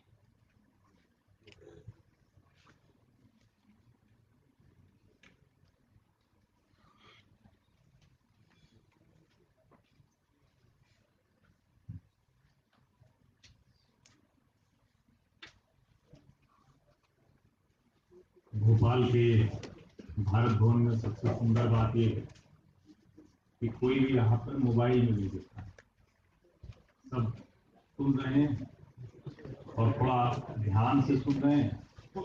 नहीं भी मन है तो भी सुन, मोबाइल पर ध्यान जा भी रहा है तो भी सुनना ही पड़ेगा, क्योंकि भारत भवन में व्यवस्था ऐसी है कि नेटवर्क नहीं है। तो मुझे लगता है कि जैसा यहाँ बैठने का स्थान है, सब कुछ है, उसके साथ ये भी प्रबंध कर देना चाहिए कि किसी भी ऐसे कार्यक्रम में जहां पर बातचीत होनी है वहां मोबाइल चलेगी, तो ये प्रबंध कर देना चाहिए। तो ऐसे भारत भवन का हर जगह प्रबंध कर देना चाहिए। तो सबसे पहले तो ये उदंत मार्तंड के बहाने हिंदुस्तानियों के हित के हेत की बात जो करने का एक सुंदर आयोजन किया गया, और माखनलाल चतुर्वेदी राष्ट्रीय पत्रकारिता विश्वविद्यालय और भारत भवन ने जो किया उसके लिए बहुत बहुत बधाई के पात्र हैं। और विषय भी जो चुने हैं वो बड़े अद्भुत चुने हैं। अब जैसे यही जो विषय है भारतीय भाषाओं का राष्ट्रीय स्वर, तो इसमें मुझे कहीं भारतीय पत्रकारिता का राष्ट्रीय स्वर नहीं दिखा, लेकिन शायद पत्रकार होने से कहा जाता है कि पत्रकारिता है सब कुछ, तो पत्रकारिता के इर्द गिर्द ही बात होती है। भारतीय भाषाओं का राष्ट्रीय स्वर है तो भारतीय पत्रकारिता का राष्ट्रीय स्वर नहीं है, इसको थोड़ा सा पहले समझ लीजिए। हम पत्रकारों को ये थोड़ा सा है कि गर्व होते होते घमंड हो जाता है कि हम ही देश दुनिया सब चलाते हैं, हमारी असहमति के बिना देश दुनिया चलेगी। और हम जिस हिंदू परंपरा से आते हैं उस संवाद की बात करते हैं, विवाद का उसमें कोई स्थान, क्योंकि विवाद मतलब यह कि आप किसी चीज को खारिज करने की सो कॉल्ड आज की वोक परंपरा की तरफ जा रहे हैं। तो मैंने इसलिए कहा कि जरूरी है कि थोड़ा सा पत्रकारिता के बच्चे हैं तो थोड़ा पत्रकारों से इतर भी थोड़ा देखिए। ये बड़ा संकट का काल है कि पत्रकार देखते हैं, वो भी पत्रकार जो दिन रात झूठ बोलते हैं, तो ज्यादा संख्या उनकी है। अच्छा, वो असहमत है तो इसलिए उनकी बात बड़ी अच्छी लगती है। तो अगर आपको उदंत मार्तंड की बात करनी है, पत्रकारिता की बात करनी है, तो ऐसे असहमति वाले पत्रकारों को भी जरा ध्यान से सुनिए। एक बार असहमति अच्छी लगी और बढ़िया से उनसे सहमत हुई, लेकिन रोज ही असहमत हो रहे हैं और भारत का बुरा कर रहे हैं, तो उनसे पूरी तरह से असहमत हुई जो शैलेश जी कह रहे हैं उनको खारिज कर। आदरणीय जयंती रघुनाथन जी, शैलेश पांडे जी, कृपाशंकर जी और हमारे मित्र हैं अनिल जी, तो इसलिए हमारे बारे में अच्छी अच्छी बात कह गए। हमको देख के समझिएगा, मित्रों का मित्रों के बारे में राय से राय मत बनाइए, क्योंकि ये भी एक कॉकस बन जाता है, समूह बन जाता है। अनिल जी मतलब इस मंच पर उन्होंने कहा कि संचालन के तौर पर वो अच्छा करेंगे नहीं करेंगे, सचमुच असल जीवन में अद्भुत सूत्रधार, अद्भुत सूत्रधार। मतलब इस मामले में मुझे मेरे आसपास कोई व्यक्ति नहीं दिखता जो इतना सुंदर तरीके से ये सारे काम करता हो। ये अपने आसपास के हर व्यक्ति को साथ लेकर चलते हैं कि भारत है इनके अंदर। तो जिस हम राष्ट्रीय स्वर की बात करते हैं, सबको साथ लेकर चलने की बात। आदरणीय विजय मनोहर तिवारी जी कुलगुरु है और संजय द्विवेदी जी हमारे अग्रज भी हैं, मित्र भी हैं, और यहाँ पर लंबे समय से रहे, फिर IIMC है, फिर यहाँ लोग कराए, तो आप लोगों ने हमें बुलाया, ये बड़ा अच्छा काम किया, इसी बहाने भोपाल आए। और सबसे पहले तो ये कि क्या हम भारतीय भाषाओं के राष्ट्रीय स्वर पर सचमुच बात करने की मंशा में? मैं तो पत्रकारिता के इतिहास इतनी देर से सुन रहा, सब बहुत सम्मानित वक्ता है, बहुत सुंदर बात कह रहे थे, लेकिन जब भारतीय भाषाओं के राष्ट्रीय स्वर की बात आती है तो फिर हमें आदि शंकर से शुरू करना पड़ेगा। और मैं तो प्रयागराज का रहने वाला हूं, हो सकता है कि आप लोगों को लगे कि मैं कहां जा रहा हूं, लेकिन मैं तो प्रयागराज का हूं, तो संगम से शुरू करें। और जब भारतीय भाषाओं के राष्ट्रीय स्वर की बात करते हैं तो हम बचपन में गंगा नहाने जाते थे, बड़े हनुमान जी का दर्शन लौटते करते थे, तो एक लाइन से बसें खड़ी, सब पे तमिलनाडु का नंबर, महाराष्ट्र का नंबर, वेस्ट बंगाल का नंबर, जाने कहां कहां का नंबर, और उसमें आने वाले लोगों को एक भी भाषा नहीं आती थी। अभी किसी ने, कृपाशंकर जी ने बताया कि किसी बड़े व्यक्ति के बारे में तो उनको बंगाली नहीं आती थी, उन्होंने अपना डाल डाल पात पात को मेघे मेघे तारे तारे कर दिए। लेकिन क्या ये समझने की जरूरत है, इस देश में स्वराज्य हमारा जन्म सिद्ध अधिकार है, तो क्या किसी को याद आता है कि हाँ स्वराज माझा जन्म सिद्ध अधिकार आहे, ये कहने की आवश्यकता पड़ती है क्या? इस देश में भाषाएं मुद्दा ही नहीं, इस देश में भाव मुद्दा है। भारत के भाव के साथ भाषाओं का सहज प्रवाह वो मुद्दा है। जो भाषाओं को बात कर रहा है वो दरअसल भाषाओं की एक थोड़ी सी सुप्रीमेसी, एक थोड़ी सी नीचे आए क्या, जैसे भी शैलेश जी का थोड़ा सीनियर जूनियर वाला मामला है, हिंदी में 26 तो 32 में मराठी, वो एक छप गया होगा, अखबार छप गया होगा ना, भाषाएं तो भाव के साथ आती ही रहती हैं, और भारतीय भाषा और भारत उसके प्रभाव को अगर आप समझेंगे तो उस राष्ट्रीय स्वर को समझ पाएंगे जिसके लिए हम लोग भारत भवन में यहां खड़े हैं। ये इसको समझना बड़ा आवश्यक है। और मुझे लगता है कि इसकी एक बड़ी मुश्किल जो हो गई है कि जो इंटरनेट आया, और मेरा तो प्रिय है, मैं उस पर तो घंटों प्रवचन दे सकता हूं, लेकिन उसको 2 लाइन जरूर बोलता हूं मैं हर जगह कि डेमोक्रेटाइजेशन ऑफ मीडिया और डेमोक्रेटाइजेशन ऑफ सोसाइटी, यानी समाज और मीडिया के लोकतांत्रिकरण का वक्त है, और ना मठाधीश संपादकों ने बेड़ा गर्क कर दिया। बुरा लगे या अच्छा, आपने बर्बाद किया, आज आप रो रहे हैं। फिर देखिए अच्छे पत्रकार नहीं निकल रहे, अच्छे संपादक नहीं निकल रहे। जब तक आपके हाथ में था आपने भारत की चिंता नहीं की, भाषा की चिंता नहीं की, और मूल रूप से भारत के भाव की चिंता। और नहीं तो पिछले 40-50 वर्षों के अखबारों को उठाकर देख लीजिए, आपको समझ में आ जाएगा कितनी ईमानदारी से लोगों ने पत्रकारिता की। सत्ता की गोदी में बैठे रहे, हर पत्रकार राज्यसभा की टकटकी लगाए बैठा रहा। कुछ पत्रकार तो पिछले शासन कालों में राज्य मंत्री का दर्जा तक पा गए, उसके बाद भी अखबारों में राजनीतिक संपादक रहे। जिनकी बात कर रहा हूं, जयंती जी तुरंत पर चले गए, राज्य मंत्री का दर्जा ले लिया, राजनीतिक संपादक बने रहे, टीवी पर बैठकर ज्ञान देते रहे, और वो कहते रहे कि नहीं पत्रकारिता गड़बड़ हो गई। जिनके जीवन में भारत को समझने की इच्छा नहीं रही, वो बताते रहे कि देखो भारत बड़ी गलत दिशा में चला जा रहा है, बहुत गड़बड़ हो गया, हमारा वाला भारत नहीं रहा। कौन सा भारत भैया, लेके पैदा हुए थे क्या? तो फिर बताते कि 5000 पुरानी सभ्यता थी ना। तब 1947 अंग्रेजों की गुलामी के बाद की बात याद, और जब वो बात याद आएगी तो क्या करेंगे? कोई मूर्खतापूर्ण विचार आएगा जो अंग्रेजी का यूनियन ऑफ स्टेट्स है, वो भारतीय भाषाओं में विभाजन, उनके संघर्ष, उनके लड़ने की भूमिका तैयार। हम यूनियन ऑफ स्टेट्स नहीं है भाई, हम उत्तरम यत् समुद्रस्य हिमाद्रेश्य दक्षिणम वर्षम तद भारतम नाम भारतीय संस्कृति, वो भारत है, उसकी भाषाओं का संवेदस्वर है। मूर्खतापूर्ण विचार आ गया, अंग्रेजी में लिखेंगे तो कुछ लिखना पड़ेगा, तो यूनियन ऑफ स्टेट्स संविधान में लिखा, तो हमने उसी को लेकर कहा कि हाँ राज्य अलग अलग है। अलग नहीं है भाई, हमारे यहाँ संगम किनारे जो तमिलनाडु, वेस्ट बंगाल, महाराष्ट्र, देश के दूसरे हिस्सों से बस आकर खड़ी होती थी, हमको तो कोई अलग नहीं दिखा। और वैसे तो कुछ लोग हो सकता है जानते हो, मुझे जो गेस्ट फैकल्टी से अनुराग यादव जी मेरे साथ कल से हैं, तो उन्होंने कहा कि सर आपने मुझे पढ़ाया। तो मैंने कहा भैया मैं तो इतना पढ़ा ही नहीं, तो पढ़ाया तो ध्यान में आया कि मैं 2023 में इसी विश्वविद्यालय में एडजंक्ट प्रोफेसर के तौर पर जब एक सत्र में था, शशिकला जी हमारी विभागाध्यक्ष थी, तो उस बैच की वो छात्र। अब मेरी समझ में नहीं आता कि जहां माखनलाल चतुर्वेदी जैसे, माखन दादा जैसे महान व्यक्तित्व रहे हों, उस भूमि पर बैठकर हम पत्रकारिता की बात करेंगे तो कहां से शुरू करें? ये सोचना पड़ेगा ना। और वो भी भोपाल में, मध्य प्रदेश में, इसको मैं हृदय प्रदेश में मानता भी हूं, कहता हूं यहाँ के लोग इतने सुंदर होते हैं, शरीर का हर अंग अपने हिसाब से अकड़ भी जाता है, सब कुछ, हृदय अकड़ नहीं सकता है। मध्य प्रदेश अकड़ता नहीं, इसलिए इसमें भाव कभी अकड़ता नहीं। और इसीलिए यहाँ पर आपको विभाजन की दूसरी रेखाएं जो देश के दूसरे राज्यों में मिल जाती है, यहाँ की भाषा में नहीं मिलती। ऐसे बोलेगा वो लगेगा कि अरे मतलब आपको मन में गुस्सा भी हो तो कोई भोपाल का व्यक्ति, मध्य प्रदेश का व्यक्ति बोल देगा, थोड़ा इंदौर में बाजार हावी हुआ, थोड़ा कड़क होगा, उनको छोड़ देंगे।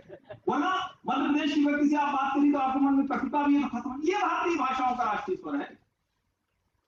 और सोचिए जरा, ये भारतीय भाषाओं की पत्रकारिता में राष्ट्रीय स्वर खोजने वाले तिलक की बात करते हैं, और गणेशोत्सव को प्रधानमंत्री अगर सीजीआई के यहाँ गणपति वंदना करने चला जाए तो उनको उन फ्रॉड सेकुलर्स के मन में बेईमानी जाग जाती है। कौन सा राष्ट्रीय स्वर है भैया? राष्ट्रीय स्वर है ना, गणपति वंदना कर रहे हैं तो उसको सबको प्रसन्न होना चाहिए। लेकिन वो जो सो कॉल्ड फ्रॉड सेकुलर सहमति वाले लोग थे, उन्होंने उसमें भी कुछ और खोज लिया, भूल गए कि तिलक अंग्रेजों से लड़ने के लिए उन्होंने गणपति मंडल बनाए, अंग्रेजों से लड़ने के लिए शिवाजी के महोत्सव बनाए, भारत को एक साथ करने के लिए किया। हर कोई जब 1.5 दिन से लेकर पूरा गणपति का अपने यहाँ रखता है और उसको फिर विदाई करने जाता है, तो उनको ये नहीं सूझता भैया कि किसी मराठी ने ये किया था। किसी को ये नहीं समझ में आता कि इंकलाब जिंदाबाद भगत सिंह ने किया था पंजाब के, तो नहीं सूझता। ये भारतीय भाषाओं का राष्ट्रीय स्वर है। पत्रकारिता भारतीय भाषाओं का पूरा राष्ट्रीय स्वर नहीं भैया, ये बहुत महत्वपूर्ण हिस्सा है। पत्रकार सब अपने को मान लेते हैं, मुझे बड़ा ऐतराज होता है। मैं कई बार ये कहता था, अब रामधारी सिंह दिनकर ने जब कहा कि सिंहासन खाली करो की जनता आती है, अब कोई पत्रकार कहे कि हम ही सब कर रहे हैं, कहां से होगा भाई? और भारतीय भाषाओं के राष्ट्रीय स्वर की बात करते हैं तो इस देश के शानदार विद्वान वैज्ञानिक राष्ट्रपति डॉक्टर एपीजे अब्दुल कलाम का नाम लेना पड़ेगा, जो सरस्वती वीणा के साधक शानदार वैज्ञानिक राष्ट्रपति पद पर पहुंच गए। कितने लोगों को ध्यान में आता है कि भैया मुसलमान होने के नाते उनकी बात करनी चाहिए। ये है भारतीय भाषाओं का राष्ट्रीय स्वर। आप भारतीय भाषाओं के राष्ट्रीय स्वर की बात करते हैं तो इस परंपरा में आपको बात करनी पड़ेगी, लेकिन उसके लिए आपको आदि शंकर से शुरू करना पड़ेगा। एक व्यक्ति ने कहा कि देश के चारों हिस्सों में से तीर्थ बनाओ, भारत जुड़ा रहे, वरना तो ये अलग अलग किस्म के दिखते हैं, अलग अलग से बात करते हैं, अलग। और हम तो कहते हैं ना देशज में कि कोस कोस पर पानी बदले, चार कोस पर पानी। तो क्या करें, इतनी भाषा सीख पाओगे क्या भाई? कैसी बात करते हैं हम लोग। अक्सर में जाते हो तो भाषा सीख लेंगे, कैसे सीखोगे? कोस कोस पर पानी बदले, चार कोस पर पानी, कौन सीख लेगा? कितना विद्वान हो जाएगा? और वो हम भाव सीख सकते हैं। आवा, मराठी में भी शायद आवाज बोलते हैं, हमारे अवधि में भी यही बोल देते हैं चल। अब चला में वो थोड़ा आ जाता है मराठी। हम शिशु मंदिर के बाद विवेकानंद पढ़ते थे जॉर्ज टाउन में, प्रयागराज में, तो हम लोग को प्रणाली भी सिखाई जाती है। तो थोड़ा थोड़ा देखा, मैंने कहा ये लिखने में भी समझ में आता है, पर अब गुस्से में बोलेंगे तो कोई भाषा समझ में नहीं आती। यानी भाव अगर क्रोध वाला है तो भाषा एक हो ही नहीं सकती, समझ के बाहर चली जाएगी। तो भाषा का राष्ट्रीय स्वर एक हो तो क्रोध गायब करना, क्रोध का स्थान नहीं। अगर राष्ट्रीय स्वर में क्रोध है तो वो फिर दूसरी तरफ ले जाए। वो कैसा होगा? वो किसी को, सामान्य गोलगप्पे वाले को, पानीपुरी वाले को, भेलपुरी वाले को, आजकल झालमुड़ी चला है, वो भी कह दीजिए, उसको पीट देना भाषा के नाम पर, बस इतना हो। वो क्यों होता है? क्योंकि कुछ पत्रकारिता करने वाले लोगों को लगता है कि ऐसे विवाद होते रहे तो हमारी प्रासंगिकता बनी रहे। शैलेश जी ने बिल्कुल दुरुस्त बात कही कि अगर हम सवाल पूछना बंद कर दें, प्रश्न उठाना बंद कर दें, तो फिर पत्रकारों की कोई भूमिका नहीं है। लेकिन अगर हम पिटाई के, विभाजन के, उत्तर दक्षिण के भेद के, इसके आधार पर कुछ खोज रहे हैं पत्रकारिता, तो हम दरअसल बेड़ा गर्क कर रहे हैं, हम उसको और बर्बाद कर रहे हैं। हम पत्रकारिता कर ही नहीं रहे, हमारी अपनी बटादिशी चलती रहे। एक संपादक का कुछ काम नाम होता है, कभी कुछ उसको, जिसको कहते हैं पुष्प पत्र में मिलता है, उससे आगे का खेल नहीं। और जब हम भारतीय भाषाओं के राष्ट्रीय स्वर की बात करते हैं तो मैं फिर वहीं संगम के किनारे खड़ी हुई अलग अलग राज्यों के बसों की बात करूं। कुंभ तो बहुत वर्षों से लग रहा, और हमारा तो शहर है, तुम जानते हैं 19 के पहले कुंभ आता था, माघ आता था, शहर को क्या मिला पता ही नहीं चलता। अब शहर को मिलने लगा, और जब शहर बनने लगते हैं तो उन शहरों से लोगों के जीवन स्तर में बेहतरी होती है। असहमत हुई, शहर नहीं बन रहे तो असहमत नहीं हुए, अब शहर बनने लगे तो असहमत होंगे। फिर सड़क बना दिया, क्या कर दिया? अच्छा, बिजली आ जाती है तो क्या कर दिया? ये उस भारतीय भाषाओं के राष्ट्रीय स्वर का हिस्सा है या नहीं है कि आपके यहां अगर 24 घंटे बिजली की उपलब्धता है, समाज के जीवन में बेहतरी हो रही है, बच्चे को टिमटिमाती रोशनी की बजाय, पीली वाली रोशनी की बजाय शानदार प्रकाश में पढ़ने का अवसर मिले, तो ये है या नहीं भारतीय भाषाओं का राष्ट्रीय स्वर? सोचिए जरा इसको।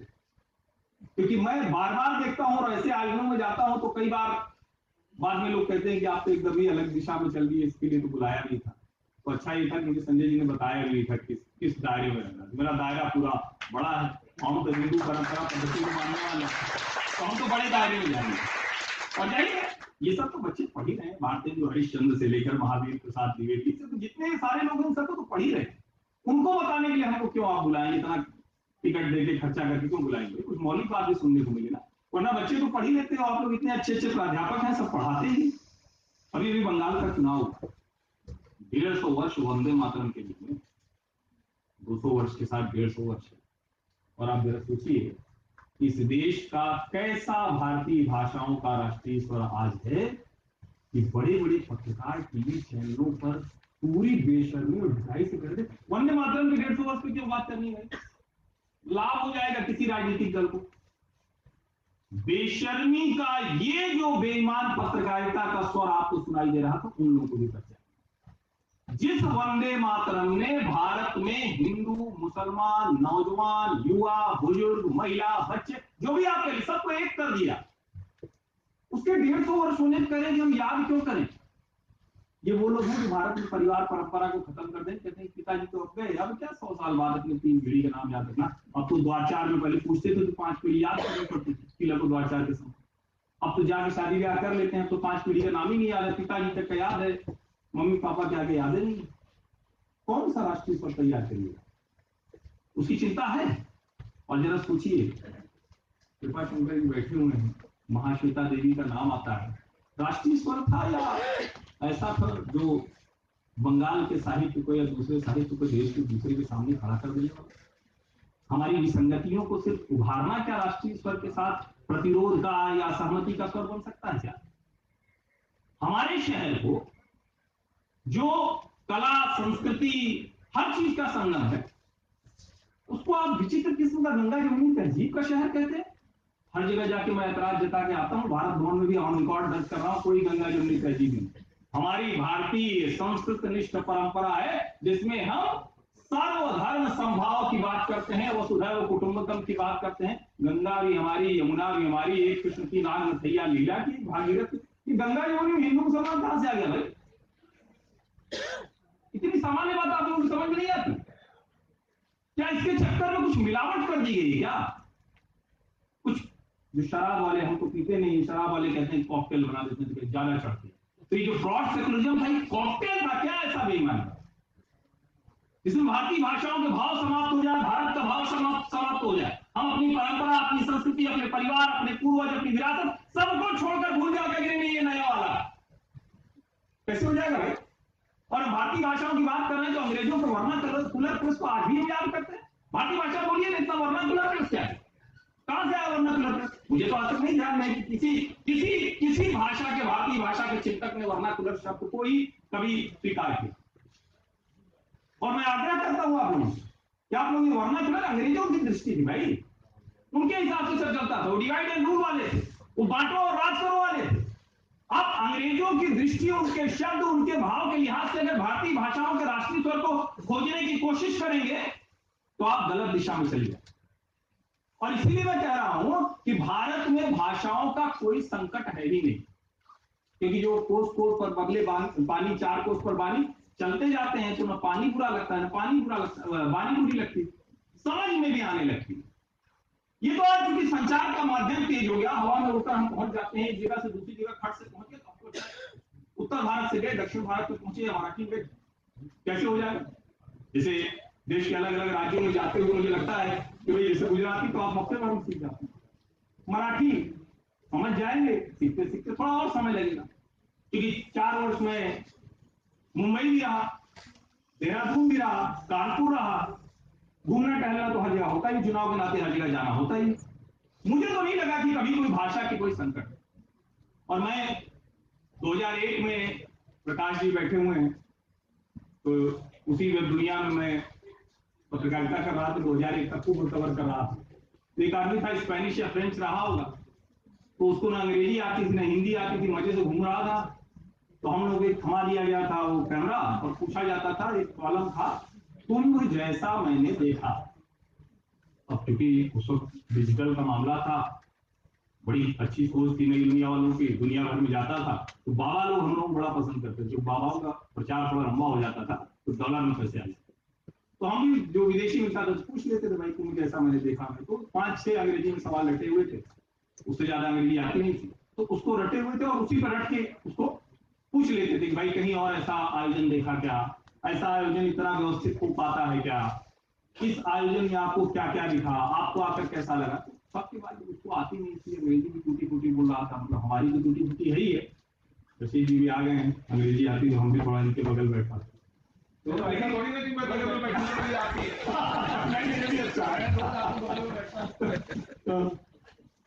अच्छा ये देखिए पर्ची आ गई, अभी तो मैं शुरू भी नहीं हुआ और ऐसे विषय पर मौलिक बोलने का ये बड़ा संकट। लेकिन मैं अपनी बात समाप्त करता हूँ, क्योंकि होता क्या है ना, विषय फिर बहुत बोल दिया, पीछा बहुत लग गया। नहीं कोई बात नहीं, वाइंड अप करूंगा। नहीं बिल्कुल। तो मूल बात ये है, विशेष करके पत्रकारिता के विद्यार्थी, देखिए ये जो पक्के लोग हो गए हैं, इनके लिए बात करने में आता नहीं, तो हमसे भी विद्वान लोग हैं, इनको मैं क्या बताऊं। आप लोगों के लिए सब बोलते हैं, जरा सोचिए। ढांचे में सब कुछ बताने वाले, वही कॉपी पेस्ट करने वाले, वही चीज। एक बार मुझे याद है 1997-98 में शहीद लाल बंधर भवन पर इलाहाबाद विश्वविद्यालय में प्रभाष जी ने कहा था कि सर्चर नहीं रहे तो चलो बड़ा अच्छा रिसर्चर भी नहीं। और मैं हर जगह जाकर कहता हूं कि मौलिक खोजने वाले न रहे और मौलिक पे भी जो संदर्भ लेकर करने वाले हैं वो भी न रहे तो बड़ा बुरा है। तो आप अगर भारतीय भाषाओं के राष्ट्रीय स्तर की बात कर रहे हैं तो समझिए। और आखिर में बस कुछ लाइनें अवश्य कहकर जाऊंगा। जब मैंने आदि शंकर की परंपरा से कहा तो मेरा मानना है कि भारतीय भाषाओं का राष्ट्रीय स्वर देखना है तो समाज के राष्ट्रीय स्वर को सुनिए, और समाज को सुनना है तो समाज में कौन लोग क्या काम कर रहे हैं उसको सुनिए। नेता रोज आपको लड़ाएगा, नेता रोज भाषा की लड़ाई बताएगा और तब वो एक दूसरे से हाथ मिला लेगा, इसका अनुमान भी नहीं। तो पहली बात तो नेता के लिहाज से भारत नहीं चलता है, नायकों के लिहाज से चलता है। नायकों के व्यक्तित्व को आप देखिए। दूसरा मेरा अपना एक अनुभव है, क्योंकि राष्ट्रीय स्वयंसेवक संघ के भी 100 वर्ष हो रहे हैं। और जरा आप सोचिए, इसकी कहानियां चुनाव में समझ सकती है। दुर्भाग्यपूर्ण हमारे पत्रकार संघ की बात वैसे नहीं लोग लेते, आजकल तो सब संघी हो गए हैं। नहीं तो पहले संघ में कहते थे कि संघी हो क्या, तो ये संघ में कहते थे। क्यों? क्योंकि सोचिए, जिनके मन में समाज में काम करने वाले एक संगठन के लिए इतनी घृणा और ईर्ष्या हो, क्या कभी सच में घर के पत्रकार थे? पत्रकार मतलब किसी के लिए ईर्ष्या द्वेष नहीं हो सकता। और अगर संघ के लिए किसी के मन में ऐसा ईर्ष्या द्वेष ऐसा कुछ था कि देखिए संघी हो क्या। कमाल की बात यह है कि उन्होंने संघ के कामों को नहीं देखा जो भारतीय भाषाओं के राष्ट्रीय स्वर को सबसे मजबूती से स्थापित करता है। और जब मैं आदि शंकर से कहता हूं तो आदि शंकर से राष्ट्रीय स्वयंसेवक संघ की परंपरा तक भारतीय भाषाओं को राष्ट्रीय स्तर निकलता है, जिसमें काशी के प्रचारक, काशी के प्रांत प्रचारक पूर्वी उत्तर प्रदेश के चले जाते हैं डॉक्टर कृष्ण गोपाल पूर्वोत्तर में, और वहां की भाषाएं सीखकर वहां के समाज के साथ खुद को आत्मसात कर लेते। अभी के जो सरकारवा है दत्तात्रेय होसवाले जी, जाने कितनी भाषाओं का ज्ञान रखते हैं, और वो इसलिए क्योंकि समाज के हर क्षेत्र में जाते हैं। ये मैं इसलिए ले रहा हूं, शीर्ष के नाम में ले रहा हूं सिर्फ आपको बताने के लिए। लेकिन जरा आप सोचिए, यहां से जो प्रचारक विस्तारक निकलता है, आपने उसको कब देखा भारतीय भाषाओं के राष्ट्रीय स्वर के विरुद्ध जाते हुए? लेकिन सबसे ज्यादा तो उसी की आलोचना होती है, सबसे ज्यादा उसी की आलोचना होती है। और तथाकथित जो साहित्यकार और पत्रकार हैं, उनका तो जीवन इसी में बीत गया कि उसी को करके कुछ कर पाए। देश के अलग अलग हिस्सों को जोड़ने वाले समाज जीवन के हर क्षेत्र के बारे में काम करने वाले लोगों के बारे में पढ़िए। वो संगठन हो, वो व्यक्ति हो, वो डॉक्टर हो, वो इंजीनियर हो, सब पत्रकार भला कर देंगे इस ग्रंथि से बाहर है।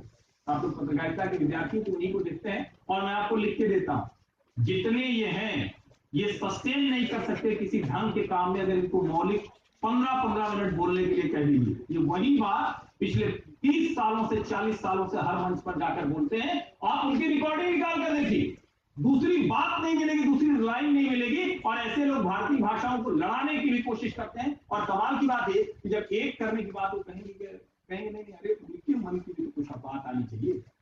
तो मन की बात भाषाओं के तौर पर राष्ट्रीय स्वर की होनी चाहिए। और जो शैलेश जी ने कहा, मैं उससे बिल्कुल इत्तेफाक रखते हुए कहता हूं, असहमति व्यक्त है, लेकिन असहमति जिसको कहते हैं ना कि मन में किसी तरह का अपने मन में कुछ ख्याल है, हमारे मन की इच्छा है, उसकी नहीं।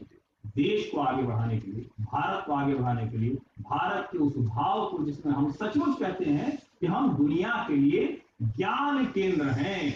हम कोई सत्ता की वजह से, हथियार की वजह से, किसी और वजह से नहीं, ज्ञान की वजह से दुनिया में जाने जाते हैं। और ज्ञान का सीधा सा मतलब हुआ जितना साझा कर सके, जितना साथ रह सके, जितना भाव सुंदर बना सके, उसका मतलब है। वरना अगर आप इसे नहीं कर रहे हैं तो आप ज्ञानी नहीं। बहुत बहुत धन्यवाद।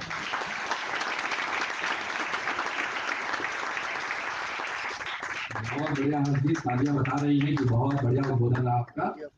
और बहुत अच्छी बात, गणेश पूजा के बहाने, कलाम साहब के बहाने, वंदे मातरम के बहाने और संगम के बहाने जो आपने बताया जी।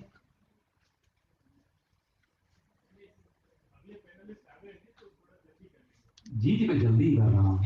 अभी 5-10 मिनट का समय और लगेगा, ठीक है। थोड़ा मुझे लगता है अभी 10 मिनट समय है। जी जी, तो समझ चाहूंगा सर, ऐसे बोलेंगे ना तो क्या है, भाव जो है, मैं कुछ बोलना चाह रहा था वो डिस्टर्ब हो गया। जी जी जी, तो मैं बहुत अच्छी बात है, आपने जो भाषाई राजनीति की उसे बहुत अच्छी तरह से जो है वो बच्चों को समझाया है। और अब जो कार्यक्रम की हमारी अध्यक्षता कर रही है जयंती जी, मैं उनको आमंत्रित करता हूं, वो आए और संक्षेप में अपनी बात है, जैसे कि इशारा हो रहा है कि समय हो गया है। और मैं छात्रों आप सबको बताना चाहूंगा कि जो अगला सत्र है आत्मावलोकन और संकल्प, उसके सारे जो हमारे वक्ता है प्रमुख प्रतीक द्विवेदी जी सामने बैठे हैं, दुर्गेश सिंह जी, राशिद किदवई जी, अनुज खरे जी और शरद गुप्ता जी, सभी लोग जो है वो सभागार में है। इसके तुरंत बाद जो है वो हमारा अगला सत्र शुरू हो जाएगा। आइए।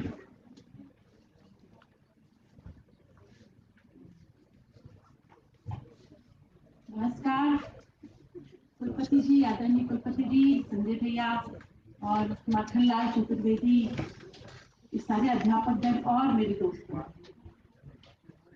आपने मुझे यहाँ आने का अवसर दिया और मुझे हमेशा युवाओं से, जनजी से बात करके बहुत अच्छा लगता है। मेरे साथ बैठे हुए मेरे सारे भाई, कृपाशंकर भाई, छोटे भाई, शैलेश जी, त्रिपाठी जी, उन सब ने इतनी बातें रख दी, पूरा का पूरा खाता रख दिया, राष्ट्रीय भाषाओं के राष्ट्रीय स्तर पर इतनी अच्छी बात की। तो मैंने तय कर लिया कि मैं अपने साथ वो लिखा हुआ पर्चा जो है वो नहीं लाऊंगी, क्योंकि समय भी कम है, आदेश खुल चुका है। वहां से मैं 10 मिनट से कम समय में अपनी बात पूरा करने की कोशिश करूंगी और मैं आप लोगों के साथ सिर्फ अपने अनुभव बांटूंगी। तो देखिए, हम आज हिंदी पत्रकारिता के 200 साल मनाने के लिए यहाँ इकट्ठित हुए हैं। इधर उसे कह सकती हूँ कि इसमें 40 साल मेरा भी योगदान रहा है। कई सारी बातें जयंती रंगनाथन नाम से जानी है, मैं भारतीय हूँ, तमिल भाषी हूँ और बैंक की नौकरी छोड़ के मैंने पत्रकारिता को अपनाया है। मुझसे आज भी सुबह जो है कई लोगों ने पूछा कि मतलब सारे छात्र जो यहाँ बैठे हुए हैं वो जरा चौंकेंगे जब आप बताएंगे कि आप सरकारी नौकरी, भारतीय स्टेट बैंक की नौकरी छोड़ के पत्रकारिता में क्यों आए। चलिए थोड़ा सा पीछे ले चलते, मैं बहुत पीछे 200 साल 100 साल में नहीं ले जाऊंगी, मैं बिल्कुल आपको आज के ही माहौल में संबोधित करूंगी, बस अपने अनुभवों के साथ। कि मैं चूंकि तमिल भाषी हूँ, मुंबई में बहुत साल रही हूँ, मराठी भी मैं बोल और समझ लेती हूँ, किस तरह से भाषाओं ने मुझे एक क्या सहयोग किया मेरी पत्रकारिता की जिंदगी में और मेरी समझ को आगे बढ़ाया। तो कुछ पॉइंट्स में लेके आई हूँ, बस पॉइंट्स में थोड़ी थोड़ी बात करूंगी कि देखिए जब 80 में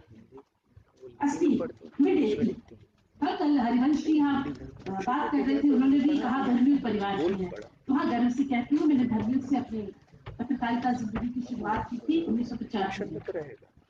और उस वक्त हमारे पास पत्रकारिता का कोई भी इस तरह का संस्थान नहीं था। सच कहूं तो आप लोगों को देख के मुझे रश हो रहा है। आप लोग जो आज माखनलाल चतुर्वेदी जैसे संस्थान में पढ़ रहे हैं, इतने अच्छे आपको अध्यापक मिले हैं, गाइडेंस मिले, इस तरह का सभागार में आप इतने सीनियर जर्नलिस्ट को सुन रहे हैं। आई विश कि हमारे वक्त में भी होता तो शायद हम बहुत जल्दी बेहतर पत्रकार बन पाते। ये बहुत बड़ी खाती है, ये मत सोचिए कि आज और कल आपने जो भी सुना, मैंने कल के भी कई सारे सेशन अटेंड किए हैं, वो जिंदगी में आपको काम नहीं आएगा, बहुत काम आने वाला है। क्योंकि मुझे याद है कि एक एक विषय जब हमारे संपादक हमें देते थे, हमें दौड़ते हुए लाइब्रेरीज में जाना पड़ता था, फोन की इतनी गंदी व्यवस्था तो थी नहीं, तो हम जाते थे अपने सीनियर्स के पास। प्रकाश हिंदुस्तानी जी मौजूद है, मेरे सीनियर थे, उनके पास जाते थे, उनसे हम लोग गाइडेंस लेते थे बिल्कुल, और तमाम तरह की जानकारियां इकट्ठा करके हम लेख या न्यूज तैयार करते थे बिल्कुल।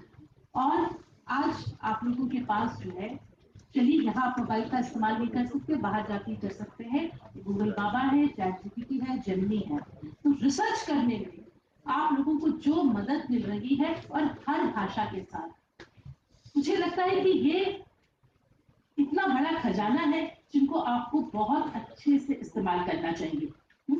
और हम जब पत्रकारिता की शुरुआत कर रहे थे तो हमारे साथ हिंदी, बंगाली, मराठी, तमिल, हम सारे अखबार पढ़ते थे।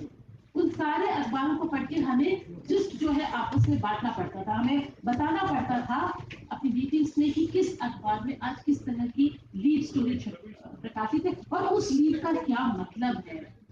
तो उस तरह से हमने शुरुआत की और अब मैं आती हूँ कि तमिल भाषी होने की वजह से मुझे क्या क्या फायदा हुआ। मैं आपको 90 के दशक की बात बता रही हूँ। हम लोग गृहनल्लाओं पे एक स्टोरी कर रहे थे। मैं कुछ समय के लिए तब इलेक्ट्रॉनिक मीडिया में थी और हम गृहनल्लाओं पे एक मूवी बना रहे थे, डॉक्यूमेंट्री मूवी बना रहे थे। तो दक्षिण भारत की, अब ज्यादातर मुझे लगता है कि मुंबई में जो भी जितने यूनिट हैं कि जो गृहनल्ला है ज्यादातर मद्रास चेन्नई से आते हैं। तो जब बात शुरू हुई तो एक गृहनल्ला बिदक गई। उसने कहा कि मैं आप लोगों से बात नहीं करूंगी, आप लोगों के भीतर हमारे लिए सम्मान नहीं है। तब जो एक छोटी सी वहां पे नई नई जो चेन्नई से आई हुई थी उस लड़की ने मेरा हाथ पकड़ा और कहा कि ना जयंती के पेश है अब नन्ना என்னோட வார்த்தையெல்லாம் கேட்டுக்கிறா, என்னோட வார்த்தையெல்லாம் மனசிலாக்கிக்கிறா எல்லாம்। हाँ, அவளுக்கு नन्ना पुरियो। चंद्रकला जी समझ रही हो, शशिकला जी समझ रही होगी मेरी बात। और उसके बाद मेरी उससे इतनी अच्छी मित्रता हुई। मुझे लगता है कि चूंकि मैं तमिल में उससे बात कर पाई, एक जमीन तैयार कर पाई और मुझे वो अपने साथ धारावी लेके गई। धारावी में मैंने हिजड़ों की जो शादियां होती है वो उसकी सहभागी बनी। तो इतनी सारी खजान क्या कहूं मैं, पत्रकारिता की जिंदगी में आपको ऐसे मौके कब आते हैं जब आप खुद के शिद्दत से कुछ काम कर पाए। मैं वो कर पाई क्योंकि मेरे पास एक अतिरिक्त भाषा का ज्ञान था। तो मुझे लगता है कि आज हम भाषाई देश की भाषाई सबसे बात कर रहे हैं। तमाम तरह की बात हो चुकी है, इसलिए मुझे लगता है कि मैं अपने अनुभव के आधार पर आपको कहूंगी कि अगर आप लोगों को मौका मिले तो जरूर एक भाषा सीखें। क्योंकि जरूरी नहीं कि आप यहाँ पे एमपी में आज पढ़ रहे हैं और नौकरी यही करेंगे। कल आप भारत के किसी कोने विश्व में भी कहीं भी जाके नौकरी कर सकते हैं। और जिस तरह से पत्रकारिता जो है पिछले 200 सालों में और खासकर मेरे देखते देखते पिछले 4 दशकों में पत्रकारिता जिस तरह बदली है, उसके बाद मुझे लगता है कि हम खुद ये कल्पना भी नहीं कर सकते कि आने वाले दिनों में हम किस तरह की पत्रकारिता पढ़ना चाहेंगे, लिखना चाहेंगे या करना चाहेंगे। हम सब जो यहाँ बात कर रहे हैं आज, खासकर प्रिंट मीडिया से जुड़े हुए, इलेक्ट्रॉनिक मीडिया से भी, पर हम सबका आधार जो है वो प्रिंट मीडिया रहा है। और ये भी एक बहुत बड़ा क्या कहूं सवाल ही है कि प्रिंट मीडिया का भविष्य क्या होगा। आपको मैं बताना चाहूंगी कि 80 के दशक में तो बहुत प्रिंट मीडिया का जलवा था बिल्कुल। 90 के दशक में जब इलेक्ट्रॉनिक मीडिया आया तो सबने कहा कि अब सब लोग जो है न्यूज देखने लगेंगे, पढ़ेगा कोई। लेकिन ये बात निराधार साबित हुई। मुझे लगता है कि जितनी भी, अब चूंकि मैं हिंदी पत्रकारिता में ही रही हूँ तो हिंदी अखबारों की संख्या चौगुनी हो गई। मैं जिस अखबार में काम करती हूँ 23 लाख कॉपी प्रतिदिन वो अखबार हम छापते हैं। मुझे लगता है यहाँ नई दुनिया, खासकर सब नेशनल पेपर है और सबकी संख्या बहुत अच्छी होगी। उसके बाद कुछ साल बाद आपका जो है ऑनलाइन मीडिया आया और अब तो सोशल मीडिया आ गया। हर बार आपको सुनने को मिलता है कि अब प्रिंट मीडिया से लोग दूर भाग जाएंगे, अब इलेक्ट्रॉनिक मीडिया में छेद लग चुका है, पिन लग चुका है। अब जो जमाना है ऑनलाइन और मोबाइल का है। गलत नहीं है ये बात, पर अब मैं इससे भाषा के राष्ट्रीय स्वर को जोड़ती हूँ। आपके पास मोबाइल है, स्मार्टफोन है, आप सब पत्रकार हैं, आप सबकी आंखों में सपने हैं। आपको किसी अखबार में या किसी चैनल में जुड़ के काम करने की जरूरत नहीं है। आप आज ही जाइए, यहीं की खबरें बनाइए, बाहर जाइए, किसी से मिलिए, वहां की खबर बनाइए। और खबरों का के लिए अब हमें सुबह का इंतजार करना ही नहीं पड़ता। अब तो खबरें हमारे टिप्स में है। मतलब कहीं आग लगती है, वहां आग बाद में लगती है, खबर आपको पहले पता चल जाती है।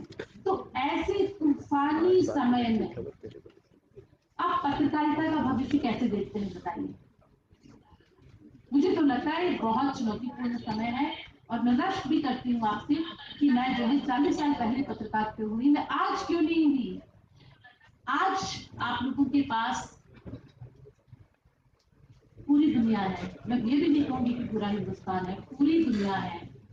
और आप लोगों की सोच, आप लोगों की समझ, फिर मैं कहूंगी मेरी पीढ़ी से तो बहुत आगे है, टेक्नोलॉजी आप लोग की उंगलियों पे नाचती है। इस्तेमाल करिए। मैं उन पत्रकारों में नहीं हूं जो कहूंगी कि पढ़िए पढ़िए पढ़िए पढ़िए, जरूर पढ़िए। अगर आपको प्रिंट मीडिया में आना है या इलेक्ट्रॉनिक मीडिया में आना है, भाषा पे कमांड होना बहुत जरूरी है। फिर मैं भी जो है दक्षिण भारती थी, एमकॉम किया, मैं जो है हिंदी में मैंने बहुत काम किया है। आज अगर मैं हिंदी ठीक से अच्छे से बोल पा रही हूँ, जो आप लोग कहेंगे बोल पा रही हूँ कि नहीं बोल पा रही हूँ, उसका पूरा श्रेय जाता है कि मैंने काम किया है। पत्रकारिता के लंबे पूरे करियर में हिंदी पे काम किया है, बहुत पढ़ा है, बहुत सुना है, लोगों को बहुत धैर्य से सुना है, और ये सब एक बेहतरीन पत्रकार बनने के लिए बहुत जरूरी है। और एक बात मैं आज बात कर रही थी, बाकी तो सब चीजें अच्छी हैं। पत्रकारिता 40 साल से कर रही हूँ, बैंक की नौकरी छोड़ के आई और पीछे मुड़ के देखती हूँ तो एक भी दिन मुझे इस बात की शिकायत नहीं होती, रश्क नहीं होता कि मैंने क्यों कर दिया। मैं हर दिन, आज भी हर दिन जब सुबह उठती हूँ तो बहुत खुश होती हूँ।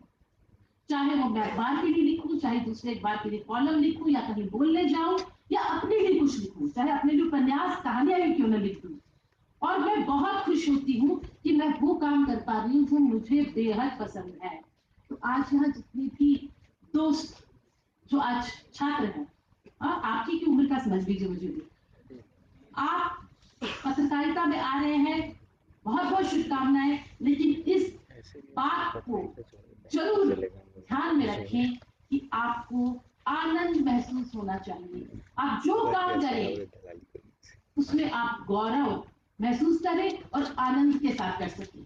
अगर आपको पत्रकार बनने में, चाहे किसी भी किस्म का हो, सोशल मीडिया हो, एडवर्टाइजमेंट का हो, इन्फ्लुएंसर बनना चाहें, प्रिंट में आना चाहें, अगर आपको लग रहा है कि अरे इस काम में मजा नहीं है, इतने लोग हैं, मैं अपने लिए रास्ता कैसे बना पाऊंगा या कैसे बना पाऊंगी, तो फिर आज ही अपना करियर बदलने की सोच लीजिए। आपको 100% अपने करियर से मोहब्बत होनी चाहिए। मैं गलत तो नहीं कह रही? यहाँ हम सब जो है बहुत साल खपा चुके हैं, और शायद हम सब इसीलिए यहाँ हैं इतने सालों से, क्योंकि हम सब पत्रकारिता से असहमतियों से, जैसे शैलेश जी ने कहा, देश में बदलते हुए, जो भी देश में बदलाव हो रहा है, हम उसके साक्षी हैं, और बतौर पत्रकार हम चाहते हैं कि हम देश को अपनी लेखनी से, अपनी टिप्पणियों से, अपनी बातों से और बेहतर बनाएं। यहां मैं दक्षिण भारतीय होने का एक और लास्ट किस्सा आपको बताऊंगी। बहुत छोटी थी, भिलाई से चेन्नई जाती थी।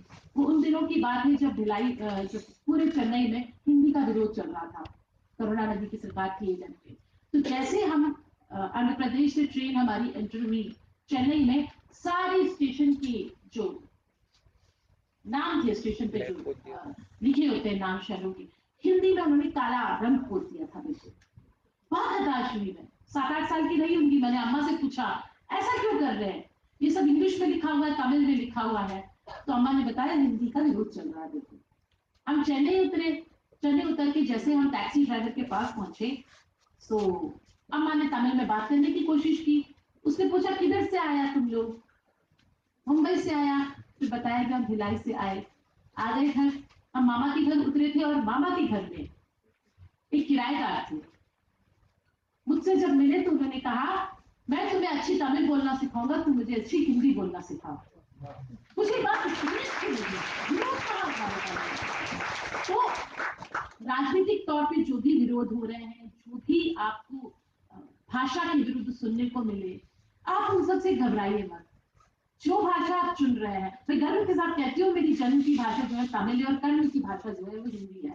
मैंने हिंदी से विवाह कर दिया। 40 साल का गठबंधन को हिंदी पता नहीं होता। गौरव के साथ मैं चूंकि 40 साल से यहाँ बनी हुई हूँ, इसलिए मैं अपनी भाषा चाहे तमिल हो या हिंदी हो, दोनों को लेकर मैं ये बात कहती हूँ कि, और छात्र पत्रकार तो हुई हूँ, कि पत्रकार बनने के लिए जो अभिव्यक्ति की स्वतंत्रता की बात करते हैं, हम अपने लिए एक मंच की बात करते हैं, और सच कह रही हूं इस देश ने हमें सब कुछ दिया है। बतौर पत्रकार मुझे तो नहीं लगा कि हाँ, इमरजेंसी का दौर जो है, मैं बहुत छोटी थी, उसके बाद मैंने बहुत किस्से सुने, वहां भी असहमतियां बनी रही बिल्कुल, लेकिन जितनी भी क्रांतियां हुई है वो आप जैसे युवाओं ने किया है भाई, असहमतियों ने ही किया है बिल्कुल। तो मेरा समय तो 10 मिनट से ज्यादा बोल देंगे। हाँ? अच्छा, चलिए।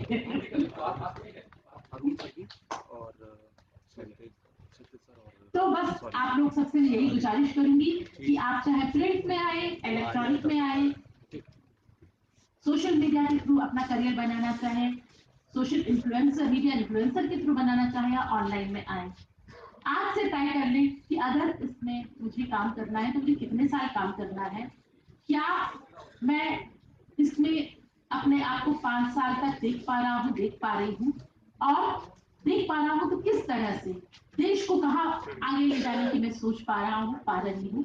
क्योंकि मुझे बार बार स्ट्रीम जोड़ना पड़ रहा है, क्योंकि हम लोगों ने जब करियर की शुरुआत की थी इतनी संख्या में लड़कियां नहीं होती थी। मुझे इतना अच्छा लग रहा है, हर करियर की तरह यहाँ पत्रकारिता में भी ढेर सारी लड़कियां आ रही है। एक तो यही बहुत सुखद, क्या कहना चाहिए, सुखद सच है इस देश का बिल्कुल। एक और बात कहना चाहूंगी, पत्रकारिता में सबसे बड़ी चीज है धैर्य। बाकी सब तो सबने बता दिया, आपको जो जो चाहिए वो आपको पता है, वो तो आप लगातार पढ़ रहे हैं। धैर्य बहुत जरूरी है, चाहे आप खबर बनाए या जिंदगी में या पत्रकारिता में आगे बढ़ने की सोचें। आराम से, धैर्य के साथ अगर आप दिमाग और दिल का संतुलन बना के चलेंगे, तो मुझे लगता है कि आज से 20 साल बाद जब हम यहाँ आएंगे तो आप में से कई लोग मंच पे बैठे होंगे और हम यहाँ बैठ के आप लोगों को सुनेंगे।